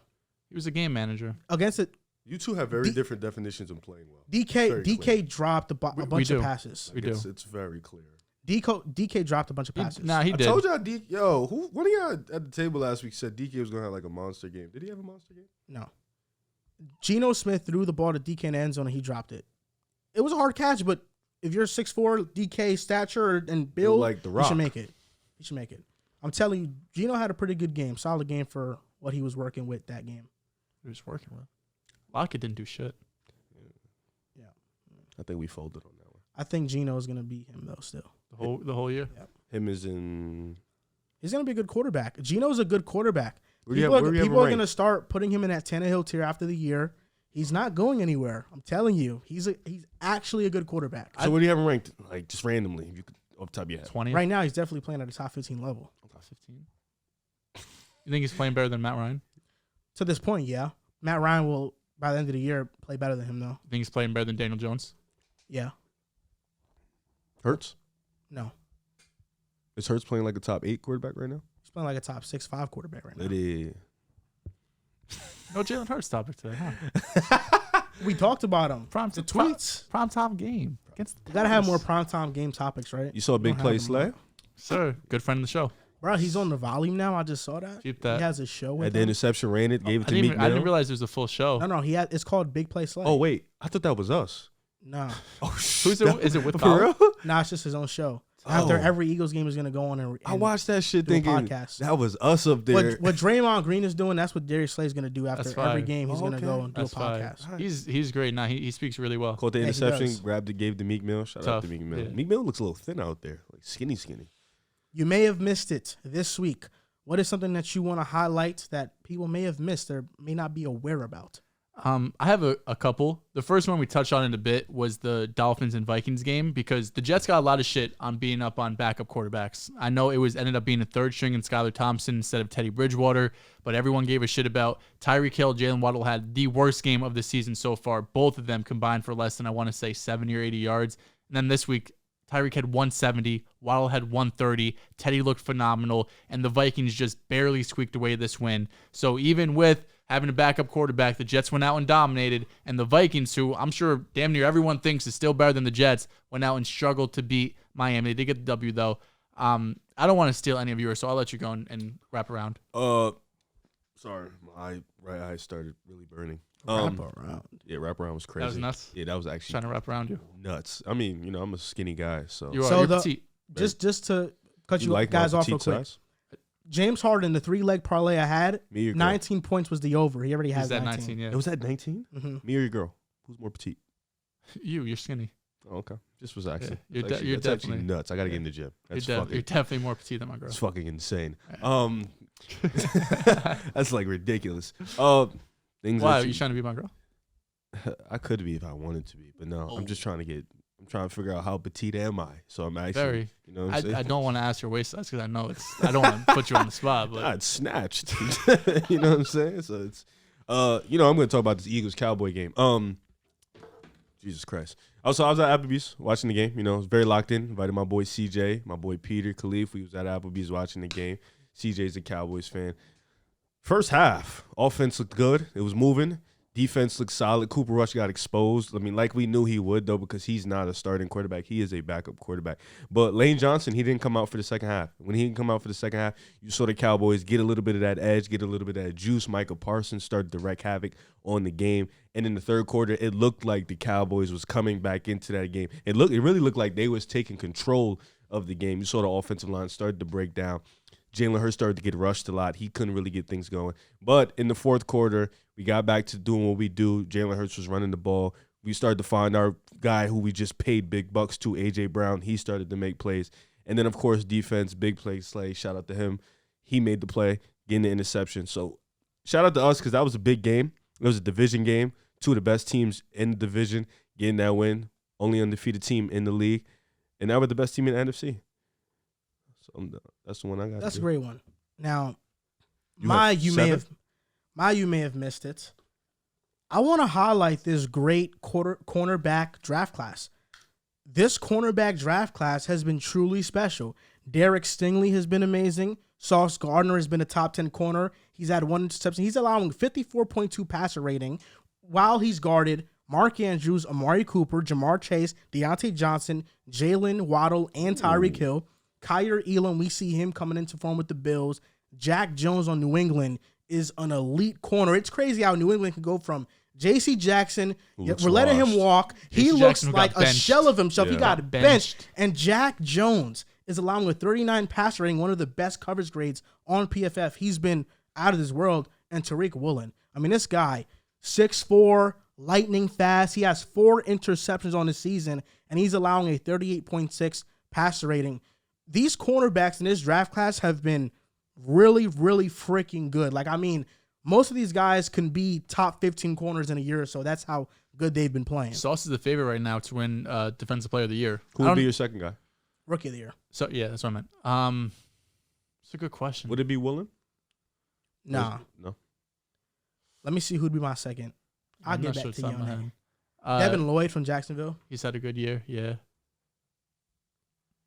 A couple other one to highlight. CMC. The Panthers are potentially selling some guys. They traded Robbie Anderson to the Cardinals, got a late round pick. Hollywood's going to be out 6 weeks. They do get Hopkins back.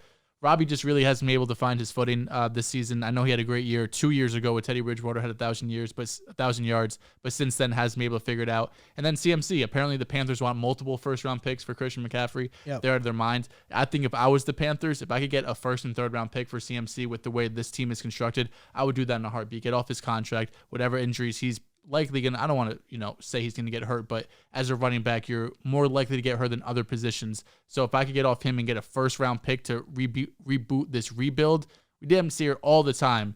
The Jets trade Jamal Adams, get multiple first-round picks. The Giants trade back last year, get an extra first-round pick. If you want to speed up this rebuild, trade those guys, get extra assets so you could get young guys on rookie contracts to eventually go out and pay some superstars. So the Panthers are a mess right now. They're not going to get multiple first-round picks from anybody. I don't think they're going to get a first-round pick for CMC as is, but they want multiple firsts for him, according to reports. Yeah, for running back, nobody's going to pay that for a dependent position, to be honest. So where do you think he goes? Oh, because we had a conversation about this. I think he stays in Carolina. Maybe in the offseason he gets moved, but even still, it's a day 2 pick. I think he goes to KC or Buffalo. I do. Buffalo has been, call him. Yeah. And CMC's contract is trade-friendly. He's only making $1 million. On a cap. Oh, really? So, which means that a team can trade for him and they don't really have to move mountains for his cap. Wow, I didn't think it was that. His cap spikes up next year, but this year it's $1 million. So this year is the one where you should make the trade for it. He made his contract that way. He restructured it that way, so if he did get traded, it wouldn't be a hard trade to make. Smart guy. For a team, Shout out to CMC, man. Yeah, next year his base salary goes from $1 mil to $11 mil. That's still not that bad, though. You're probably a top 3 paid running back at $11 mil. Really? That's nasty business. That's why I couldn't be a running back. Pretty sure Henry's around 12 mil right now, and he just got his contract last year. You think Saquon's going to break that? Probably. He's going to want to be the highest paid running back. My 6 foot frame, I'd be a corner or a wide receiver. I'm actually built like Deshaun Jackson, so I'd probably be a wide receiver. What you weighing at? What I weigh at? 178. Okay, yeah. Tutu Atwell's out there at 150. What? Yeah, I'm not hitting no slants. I got 4 route trees. 178 is actually more than I thought. What'd you thought I was like 150? Yeah. You're disrespectful. You disrespect me as a man. I'm not gonna lie. That's just honestly. You're a petite man. That doesn't mean I don't have muscle. What's wrong with you? I'm not saying you don't. I'm gonna tell it if I was I'd be a wide receiver. I'm telling him straight. I got 4 route trees, man. No slants. Yeah, no slants. No, not going over the middle of the field. No linebacker. So I'm gonna get mad. Corner route, out route, go route, slot, go route. Okay. It's very simple. Maybe a curl. You're gonna get tackled from behind. Nah, I ain't really jiving with no curl. Very simple game plan. You have screen pass, maybe. Oh yeah. We could do a screen pass. You know what I'm saying? We could do a little. What's the shit? The wheel. Wheel route. Yeah, we could do a wheel too. Just by the sideline. You could more shit. I could just run maneuver instead of because if I come through the middle and and somebody hit me, you know what I'm saying? I might die. Yeah, I mean, yeah. I'm a little petite. So would a Baker hit you? Yeah, or what if you know what I'm saying? Fred Warner just knocks me down. Yeah, no, you're done for the year. That's what I'm saying. I could be.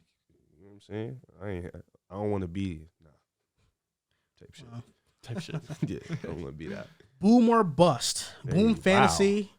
Over-unders, matchups, and long shots. I have 3 of them for the show right now. And you guys let me know, Joel, if you want to do the honors of saying it. Because I know that you... I was going to say, I can't answer these. So, okay. Joel is going to do the Boom fantasy stuff because he cannot actually say them or else he will get in trouble. So, Boom Fantasy, we have over-unders, matchups, and long shots. By the time this recording is done, 2 of these bets will not be live no more. You will see if they have ended already. So, Joe, let's get it going. So, starting off with NFL, Thursday Night Football, Saints at the Arizona Cardinals. If you bet $10, you will win 60. So, first up, Alvin Kamara, over-under 64.5 rushing yards. I'm going to go under on that. Arizona's rushing defense has been really good. I don't think Kamara is the back that Kenneth Walker is in terms of breaking tackles, and Kenneth Walker had to do a lot of that to get his yardage against Arizona. I think Kamara gets under that. I'm going to take the over. I expect a big game from Kamara. He really is one of those guys that can get this offense going and carry this team, and he needs to have a big game because the Saints have been struggling, so give me that one. Moving on, Kyler Murray, 1.5 passing touchdowns, over-under at Boom Fantasy. He's been embarrassing me all season, but still 1.5 still to me still seems a little bit low for him. But they did just pick up Robbie Anderson. I'm gonna take the over just because I like K1. I'm going over, and for one reason only: DeAndre Hopkins is back. Very true. That's it.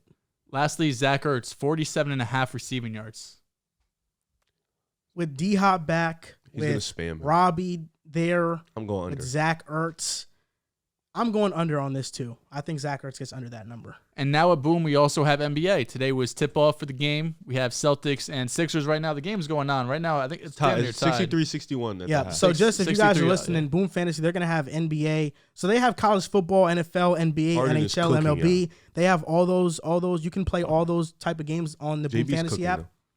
With NBA, the bet's going to be difficult because they update like every day, right? What do you mean? Like, well, yeah, there's new ones every day. If like we do a show today, That's whatever we talk about on the show, the next by the time people listen to it, it's gonna be done. It'll have to be like a primetime game for like the next day or something like that. Yeah. We'll see. We discussed like having lines for like the next day. If I'm not mistaken, the Friday is gonna be Clippers and Lakers and Bucs and somebody. I think it's gonna be Friday. So maybe we'll have that up early. But yeah, first NBA Boom matchup, or excuse me, Boom over under of the year. This $10 wins you 30, right? So this is a little bit easier. Wiggins or Poole? Who's going to have more points? Oh, this is a good guess. Give me Poole. I expect him to come out firing opening night, especially after the situation that just happened. Give me Poole. I'm going to go Andrew Wiggins for the reason that the Lakers lack wing perimeter defenders. And I think at least their guards can defend somewhat well, like Patrick Beverly. Schroeder's not playing. Oh, yeah, I know he's out for a while. Yes, sir. LeBron versus Steph. Who's going to have more points? Steph struggles against the Lakers, and he struggles on opening nights. So give me LeBron. I'll take LeBron, too. All right, and then this one is long shots. So $10 wins you $400 here at Boom Fantasy. So we got some lines here that, maybe look a little intimidating, but I'm looking at these players. They could hit it. Joel Embiid, does he hit 34.5 points? This is against Boston tonight. Yep. I don't think he does. Right now he's at like 14. Yeah, I would have said no 14, because hey, at halftime he's halfway there. Rob Will wasn't playing. You don't have any bigs. I would have said no, but I think at this point Harden's eating. Tobias is doing his thing. You would have said yes. Oh yeah, I would have said yes. Pardon me. So I'm gonna say no. Yeah, no. LeBron over 34.5 points. That could happen. That could happen. I'm gonna take. You know what? I'll gamble it. Yes. Yeah. I'll take LeBron over 30. Oh yeah. And then lastly, 35. Jordan Poole over 24.5 points. Yeah. I would say he plays well against the Lakers. He played well last year on opening night, too. He was actually the leading scorer. So give me that, yeah. I'm going to go under on Jordan Poole. Under?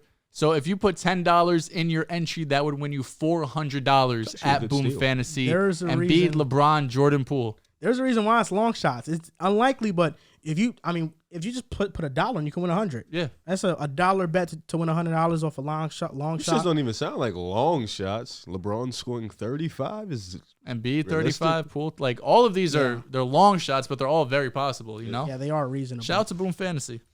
Yes, sir. So before we go to the next topic, I just want to make an announcement real quick and just talk to you guys, just a intimate conversation with the audience that's listening right now. So as the past couple of months have been happening, we have been getting more traction and more viewership on our podcasts, on our YouTubes, on our Twitters, our social media in general. And because of that, opportunities, lucrative ones have come to us like sponsorships. And that's why now we do have sponsorships like Mojo, like Boom. We're working with SeatGeek shortly as well. Like we're having a bunch of these sponsorships, and we always want to be transparent with you guys in terms of who's supporting us and who we support as well, because the last thing we want this to feel like is a show that doesn't feel genuine. At the end of the day, Pick a Side is something that's genuine. It's just us talking about sports at a table like we're at lunch or at school. We're all friends, very close friends, and we like for you guys to be a part of that intimate community with us. That's why we have the Discord, the chalkboard, and all those things. So just because most of these sponsorships have been coming our way, at some point we have to pay the bills here. You know, we want to do this full time. I think that's all of our goals, to do this full time, and these sponsorships help us do it full time. Boom, Mojo, all that other good stuff. So supporting them supports us in a big time way, because the more we can do this, the more we can put out content. Now episodes won't come out 2 times a week. Maybe it's 3-4 times a week. We can do more of it, and I think that's our ultimate goal as we continue to expand to being a smaller channel, to growing to being one of the bigger channels in the space. And that's all possible because of you guys, and that's why we want to thank you guys, because none of this would happen without you guys. You are the reason why we have these things happen to us currently right now. Absolutely. You know, commenting, subscribing, interacting with us, whether it's Patreon or Twitter, whatever it might be, that's all helping us. And these, you know, companies like Boom, like Mojo, see the community we've built, see how you guys have interacted with us and how much you support us. And in that turn, they're supporting us as well, because they see the growth. They see how, you know, how far we've come over these last few years. So if you want to support us, doing all of that, great, comment, subscribing, but also, you know, depositing that Boom, also sign up with Mojo. That helps us a ton as well. So, you know, if you do want to go that extra step, it is 100% appreciate it. You know, we try to do as much as we can with these giveaways and getting you in the Discord and asking your questions. So, you know, any way you guys can support us, go that extra step. It helps us more than you can imagine. 100%. I appreciate y'all. So just, you know. Yeah. I was waiting on a speech, Riff. I don't got one. Just, you know, join the Discord. I'm very active. Joel gets active. Dehls used to be active. I've slacked. Drew's somewhat active. Hit me. You know, I'm very, you know what I'm saying? Do y'all thing, man. We appreciate y'all support, though, for sure. For sure. Nah, I had no speech, bro. I'm sorry. I tried to think of one in the midst of all that. Couldn't do it. Would you rather Micah Parsons edition? Woo! First name up, TJ Watt. Damn, you started off like that. Yeah, I knew this name was going to come too. I just didn't. I think I'm going to take TJ. I'm taking TJ as well when he's healthy. I'm going to go with Micah Parsons. I don't think it's a wrong answer. There's not a guy that I'm going to say over Micah Parsons. I'm going to be honest. Okay. Nick Bosa. Micah. Bosa's been insane this year. Yeah, he has. I'd go Micah. It's so close, but I go Micah. I'm going Micah. Myles Garrett. Fuck. Give me Micah. I'll take Micah. I don't like that answer though. Max Crosby. Take Micah. He's playing at an elite level. Yeah. I'm taking Micah as well, but I want to give Crosby his credit. He deserves his flowers. He's an elite player. Because he doesn't get talked about with the Myles Garretts and the guys we've mentioned before, for sure. And he should. Yeah. And last one, because you can only compare Micah to the greats, honestly. So, Aaron Donald. It's still right Donald. now, still Donald. would you rather? Donald. Would you rather? You're telling me who I would rather? Age into account, Micah Parsons. Oh, so we're doing the Well, age. I'm going Micah. We never do age. I know, but I'm just saying, who would I rather? Bro's changing the game. I would rather You're Micah. changing the game. I think I would rather I Micah. would still do Donald, but I ain't mad at that answer. Facts. I If ain't you're mad. saying if I'm starting a franchise with one of these guys, yes. All Micah. these guys are the top of the tops. Yeah. All respect to Aaron Donald, but I'm taking Micah Parsons. Micah Parsons is going to be that guy that we talk about as one of the best defensive players of our generation, if not the best. I agree, but in our Donald generation. has already accomplished that. Yeah, in the 2010s, Donald is him, yes. And no doubt. 2020 and You have to 2021. stop. 2020s, it will be Micah Parsons. Okay, yeah. I'm just saying, Donald did in the 2010s plus his first 2 years in the 2020s. Don't sleep on Bosa, too. Don't sleep on Bosa. Yo, this year, Micah Parsons, Super Bowl MVP. Super Bowl MVP? Yeah, Cowboys. They're What's going to up? win. That's over Buffalo? That's a stinky-ass take. Yeah, that's not a great take. I can get past the Eagles. Come on, man. Currently in the NFC, a lot of the teams that people thought would be powerhouses like the Rams, Packers, Buccaneers, and 49ers have been struggling. They're all 3-3 right now, I believe. The Rams are 3-3, the Packers are 3-3, the Bucs are, and the Niners are as well. Who's more likely to figure it out, and what are their issues? I guess we'll start with the Rams, or the first name I mentioned. What's been the Rams' biggest issue, and is there any optimism for them figuring it out? The Rams, I don't think, can figure out their issues. For me, it's twofold. One, the offensive line. We saw it from week one off jump. I don't think I took into account how big the loss of Andrew Whitworth was going to be. He's doing a great job on Amazon, by the way. Shout out to him. But this offensive line's in shambles. They just lost No Boom for the year as well, so it's going to take another step back, I'm assuming. And the run game, they're not able to run the ball. They are the least effective rushing offense in the NFL. This offense right now is very comparable to Jared Goff in the Rams offense in 2020. When everyone blamed Jared Goff for him struggling, that's the reason they went out and traded for Matt Stafford. Goff still put up a decent statistical year, but in actuality, it was because the offensive line couldn't block, and it's because they couldn't run the ball. We saw in 2021, the offensive line got better. They were able to run the ball a little bit. They go and win a Super Bowl. So right now, not having that run game at all, Cam Akers wants out as well. Not that he's been good. You saw my tweet? I did. Not that he's been good by any means. But he has not been able to do anything. He is, I want to say, the least efficient running back in all of the NFL. Darrell Henderson hasn't been able to get it going either. I don't think it's fixable. The NFC being as bad as it is, I still think they could sneak into the playoffs, but this offense right now is ugly, and Matt Stafford, he can't do it by himself. Him and Cooper Kupp is not enough right now to figure this out. You said a lot of good things. And just to briefly talk about all three teams, starting with the Rams, they're a complete shell from what they were last year. You know, last year they were a dominant team.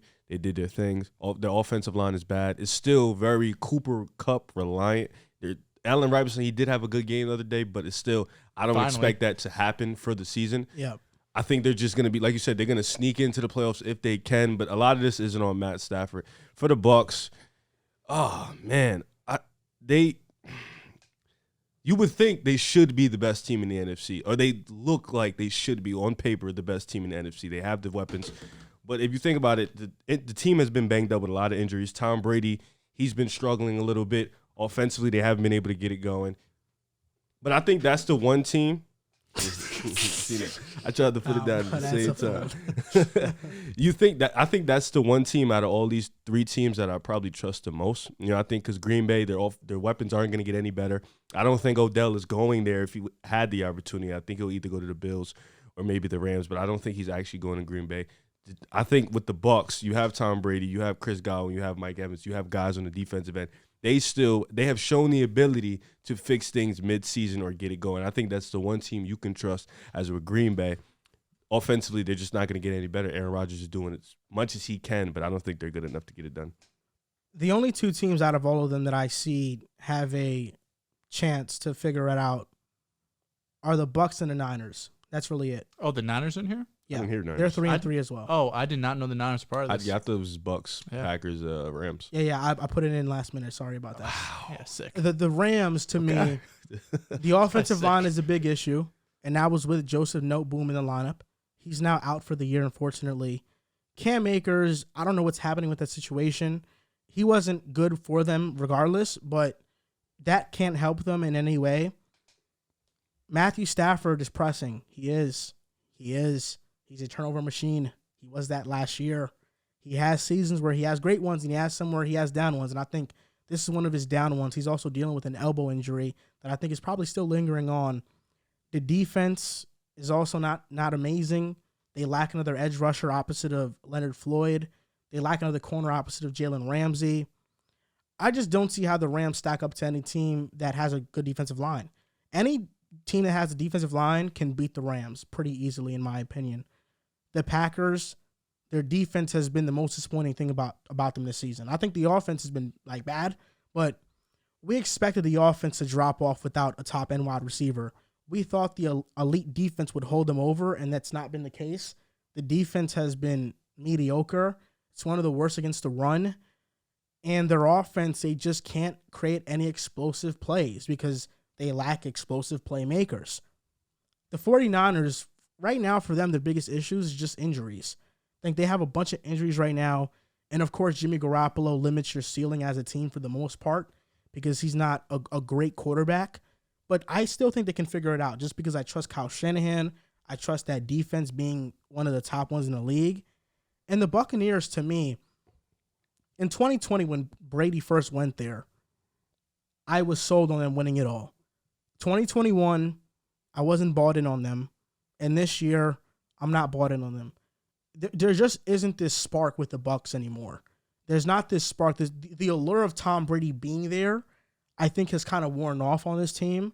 And the change from Bruce Arians to Todd Bowles and now Byron Leftwich taking control of the offense, I think is shown because the offense is lethargic, it's slow, it's non-creative. And Tom Brady, he's still an excellent quarterback, but when he's won, he's had some of the most help of any quarterback in the NFL.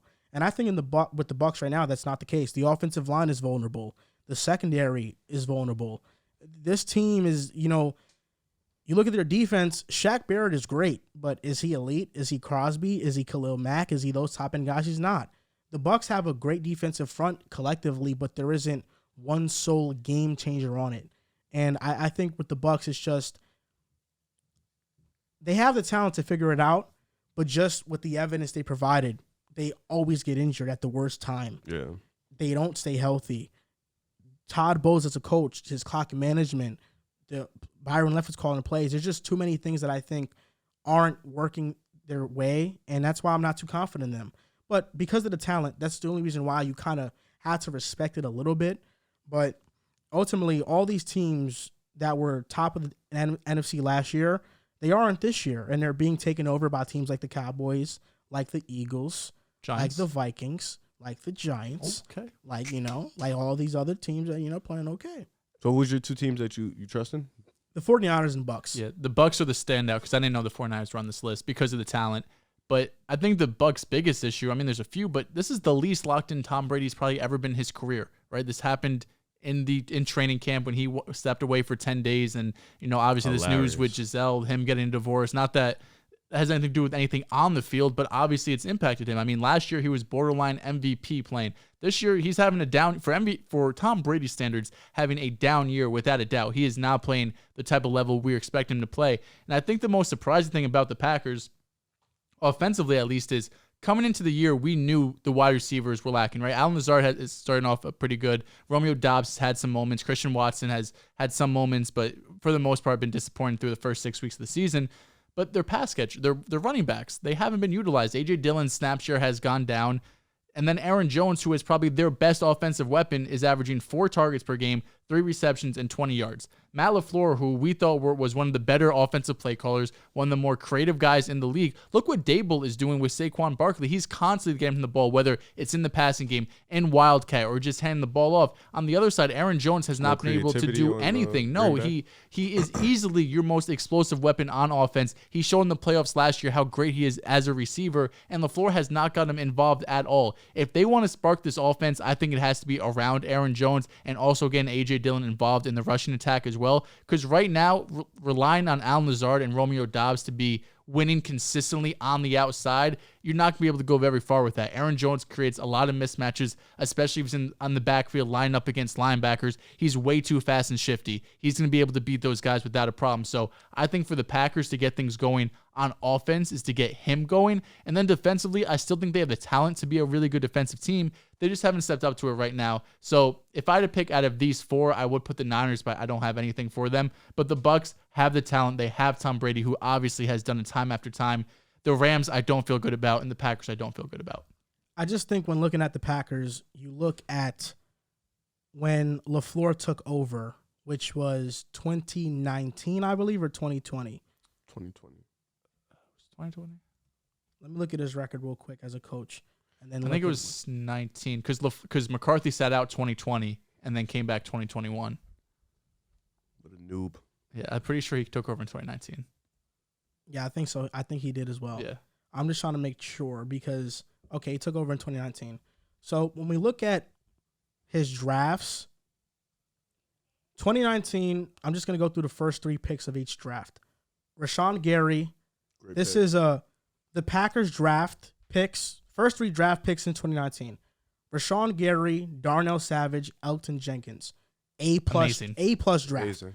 2020, Jordan Love, Yep. A.J. Dillon, Josiah DeGuara. 2 backups. This is probably an F, right? This is an F. Well, for you, it could be an A. It's an F? Yeah. Jordan Love? They needed a receiver and a stacked receiver T. Higgins class. was there. Yeah. And Sheesh. A.J. Dillon was a reach at the time. Missing T is tough. 2021, Eric Stokes, Josh Myers, Amari Rogers. Rodgers hasn't done anything. It's like a B. Stokes it's like is a good. B. So, Stokes is good. solid, Josh yeah. Myers is Yeah. okay. Well, So solid. I say it's a B-. B. And then this past draft, Quay Walker, Devontae White, Christian Watson, Still a wait and see, but with Christian Watson, he was drafted over George Pickens, Alec Pierce, who looks better. They traded up to get him. They traded up way high in the second round. I think 34 overall, maybe something like that. I think it was actually 33. With the Packers, the thing about teams that already have a lot of their money tied into big-time players, you have to hit on the draft. Absolutely. And the Packers have hit on a draft and a half in the Matt LaFleur tenure. The biggest whiff was 2020. That was the biggest whiff. But it's the fact that I understand Quay Walker, Devontae Wyatt. Okay, I understand those picks. But when you clearly have a need, which the Packers' biggest need has been wide receiver, and their offensive line has been getting more hurt and hurt over the past couple of years, they should have allocated these draft resources on those players, and they didn't. And I feel like right now what we're seeing with the Packers, the lack of offensive explosion.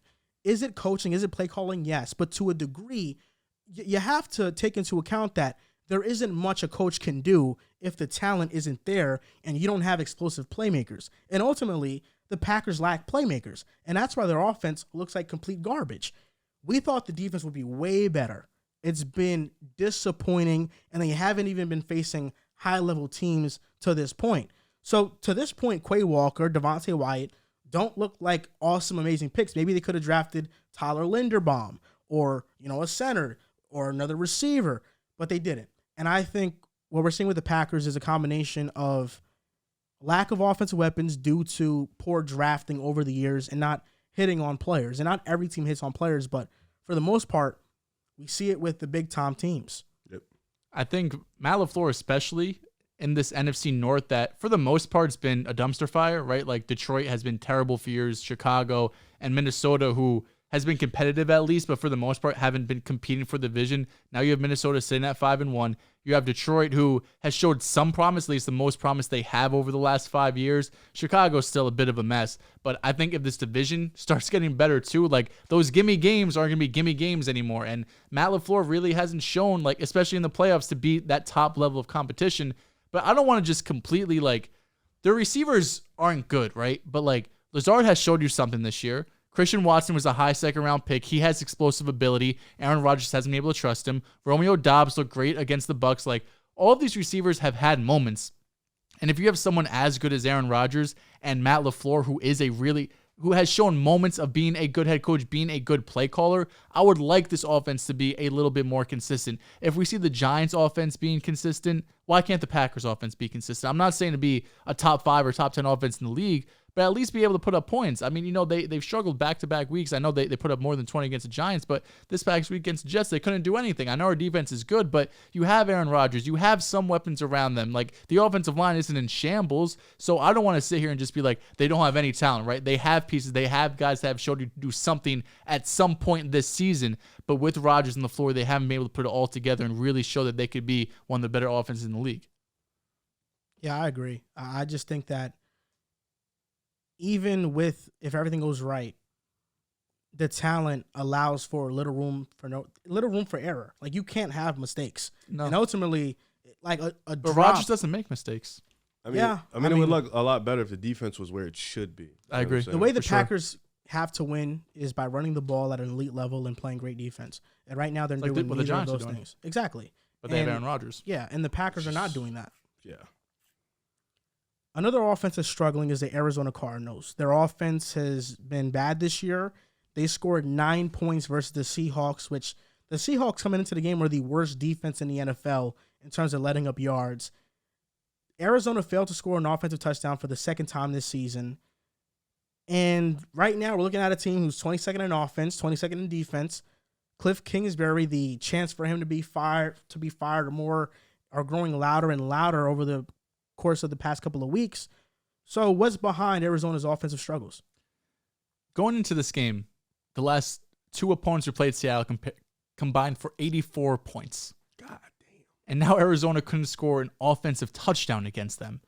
Kliff Kingsbury in the offseason got an extension, got paid through 2027. We know Kyler got paid as well. He got a huge contract. He was complaining about it. And I'm all for guys getting their money. I have no problem. I think Kyler is the franchise quarterback, a borderline top 10 guy. But I was never on this Kliff train. I was never on Kliff Kingsbury should be the guy. He's the head coach of the future. I feel very similar with Zach Taylor. Joe Burrow is the guy without a doubt. He's the franchise quarterback. He's a top 10 guy. He's the guy who gets you to the Super Bowl. I feel the same way about Kyler, but these head coaches have not proven it to me. I think their quarterbacks have not exceeded, but their quarterbacks are so good, it boosts up the offense. It boosts up the head coach. It makes them look better than they actually are. I think a lot of people get kind of in this realm, well, every year the Cardinals get better. Every year Kyler Murray has gotten better. Kyler Murray was the number 1 overall pick. They had 3 wins, the worst roster in the league. They went from 3 wins to 5 wins, still last in the division. Then they went from 5 wins to 8 wins, third in the division. Last year was finally the year they cracked through. They got 11 wins. They started off 7-0, then went 4-11 the rest of the season. So I understand you made the playoffs for the first time in a while. You got smoked by the Rams. It was not a competitive game by any means. So while they did get better, in the grand scheme of things, they weren't able to get over that hump. Getting to the playoffs is one thing, but if you're not competitive in the second half of the year, if you're going 4-11, that doesn't tell me that you figured it out as a head coach. It doesn't tell me that you have solidified yourself as the future head coach of this football team. Now, a team that consistently has got off to hot starts in Kliff Kingsbury's career is 2-4. They're 21st in scoring. They average 1.7 points per drive on their first drives, the worst in the league. And I understand they haven't had DeAndre Hopkins, but the Tennessee Titans are averaging 12.4 points the Tennessee Titans, without A.J. Brown, who they lost in the offseason, their first 3 drives averaging 12.4 points per game. They're getting off to a hot start with probably a quarterback that's not as good, with weapons that aren't as good. Sure, they have Derrick Henry without a doubt, but Kliff Kingsbury has not been able to get off these hot starts. They've never had a top 10 offense. They've struggled to run the ball consistently. Kliff Kingsbury has not developed any of these receivers. Rondale Moore, who's looked better this year, was not great as a rookie.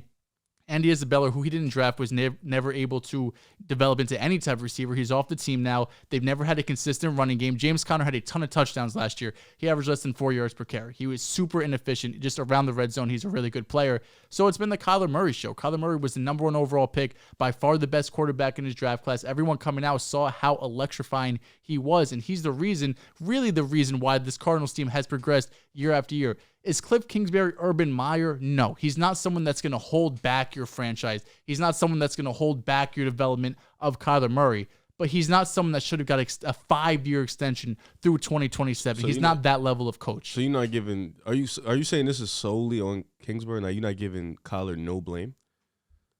You can't give Kyler no blame, but Kliff has not done enough to deserve an extension. The original question was, is it time for the Cards to fire Kliff Kingsbury? You don't fire him because you just gave him all this money to be the coach. You have to let him at least ride it out through this year. If you end the year being 5-11 or something like that, you have to seriously, or 5-12 or 17 games, you have to seriously consider moving off him. Even with all the money, these owners are billionaires. I don't think it should be a problem. They traded for Robbie Anderson, who has a huge cap hit. I'm surprised anyone even traded for that contract. So while Kyler obviously, especially with Hollywood being out for 6 weeks, Kyler deserves some of the blame.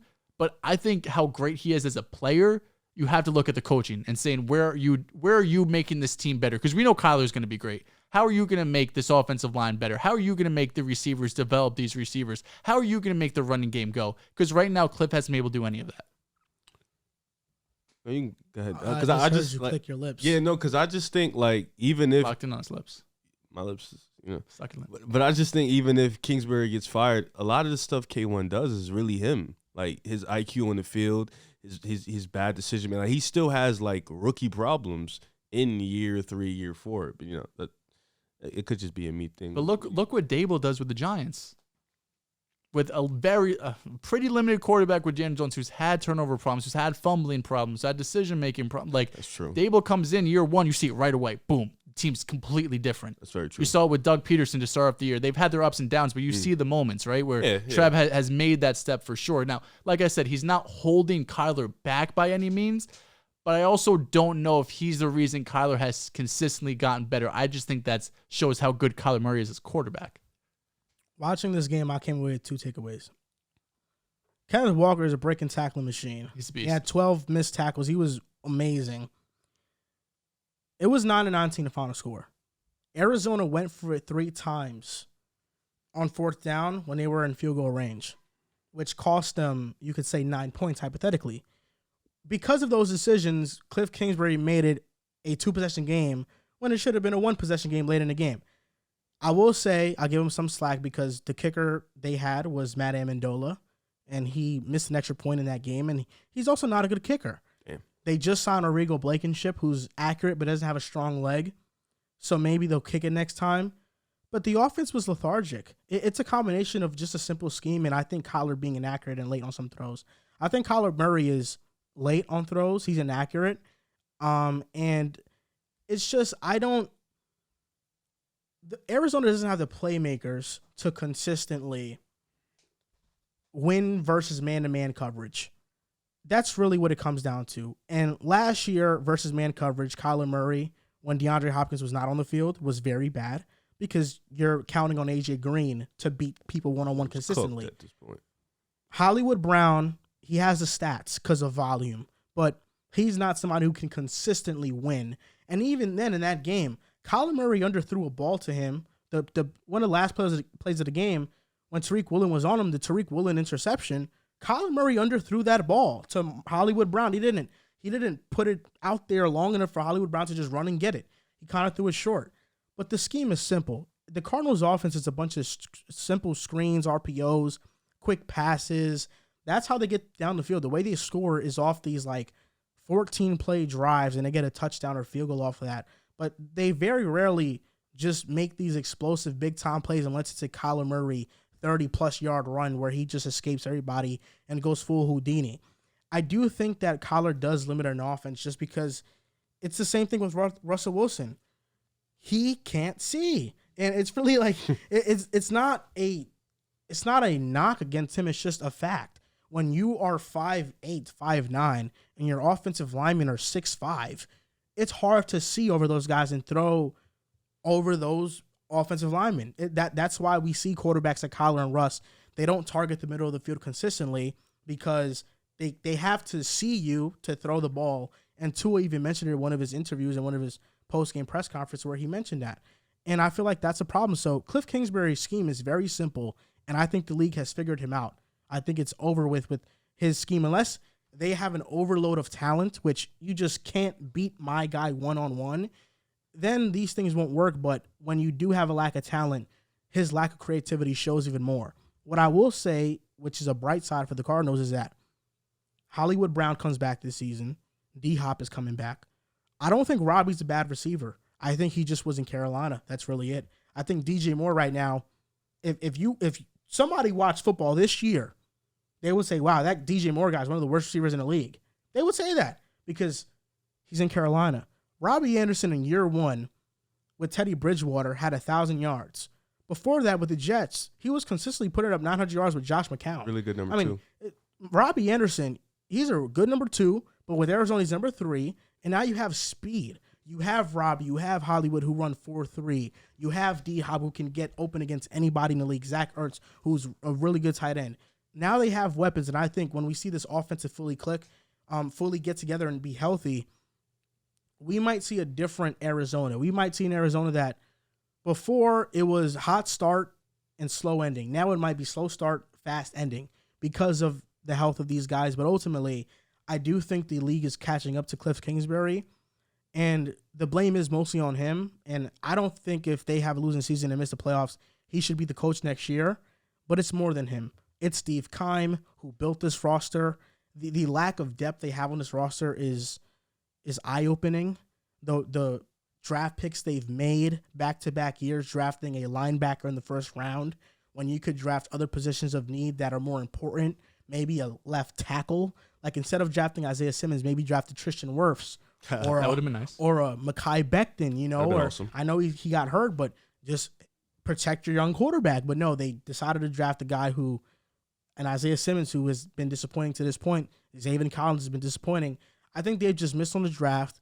Kliff Kingsbury is not good enough of a coach to overcome the lack of offensive talent all around on the team. And Kyler also has his deficiencies, but I think Kyler's deficiencies can be masked to some degree with a better coach. So do you think, would you have extended him last offseason? Kliff? No. Agreed. So you just let him, you would have fired him? Well, right now, yeah. I would just let him prove it. Yeah. Yeah, I don't know. He probably had a year, maybe two left on his deal. I 100% feel the same way. You have to do another year. If not, move off, try to find another guy. What's an ideal coach for a guy like K1?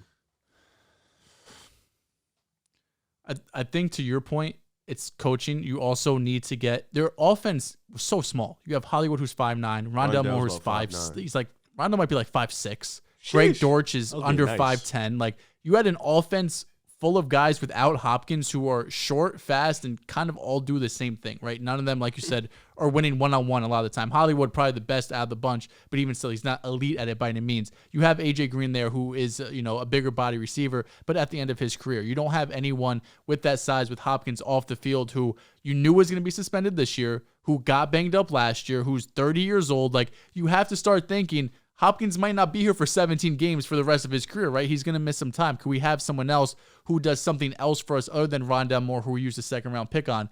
So I think the offensive mindset and just the way they put this together, if you think, we always talk about how like having a starting five of basketball compared to football, guys who could do different things. The Cardinals didn't do that. I guess you have Zach Ertz they traded for, who could do some things over the middle of the field. So I think getting some guys who could do different things at receiver, also upgrading from James Conner, who I wasn't a huge fan of. He's a fine running back, but maybe someone a bit more explosive who could have that home run hitting ability, but also having a coach who is a bit more creative, who isn't just running screen passes out there. I think Kyler, like you said, masks a lot of things that's wrong with his offense. And Kliff, to this point, I mean, he was a questionable hire as is when he got hired by the Cardinals a few years ago, coming from Texas Tech. And I think now, for the most part, he's gotten figured out, right? Like the stuff that was working isn't working as effectively, especially when you don't have DeAndre Hopkins on the field. And now you're not going to see what this offense could have looked like with Hopkins and Hollywood. You'll have it 6 weeks from now, but 6 weeks from now, if they're 4-10, it's not going to matter, right? Your season's going to be done. Since 2020, this Arizona's draft: Isaiah Simmons, Josh Jones, Leke Fotu, Rashard Lawrence, Evan Weaver, Eno Benjamin. Zaven Collins, 2021, Rondell Moore, Marco Wilson, Victor Demikuje, Tay Gowan, James Wiggins, Michael Manette, and then this year, Trey McBride, Cameron Thomas, Majai Sanders, Keontae Ingram, and it's just a bunch of 6th, 7th round picks. Yeah. I named one starter, literally. Isaiah Simmons, Zaven Collins, Rondell Moore, who's even like a borderline starter, Marco Wilson. They've came away with 4 starters in the past 3 drafts. And that's not how you build a roster. It's not. No, I mean, yeah, thank God they hit on Kyler. No, that was easy. If not, they probably would have had the first pick again. The first pick, yeah. Yeah, so.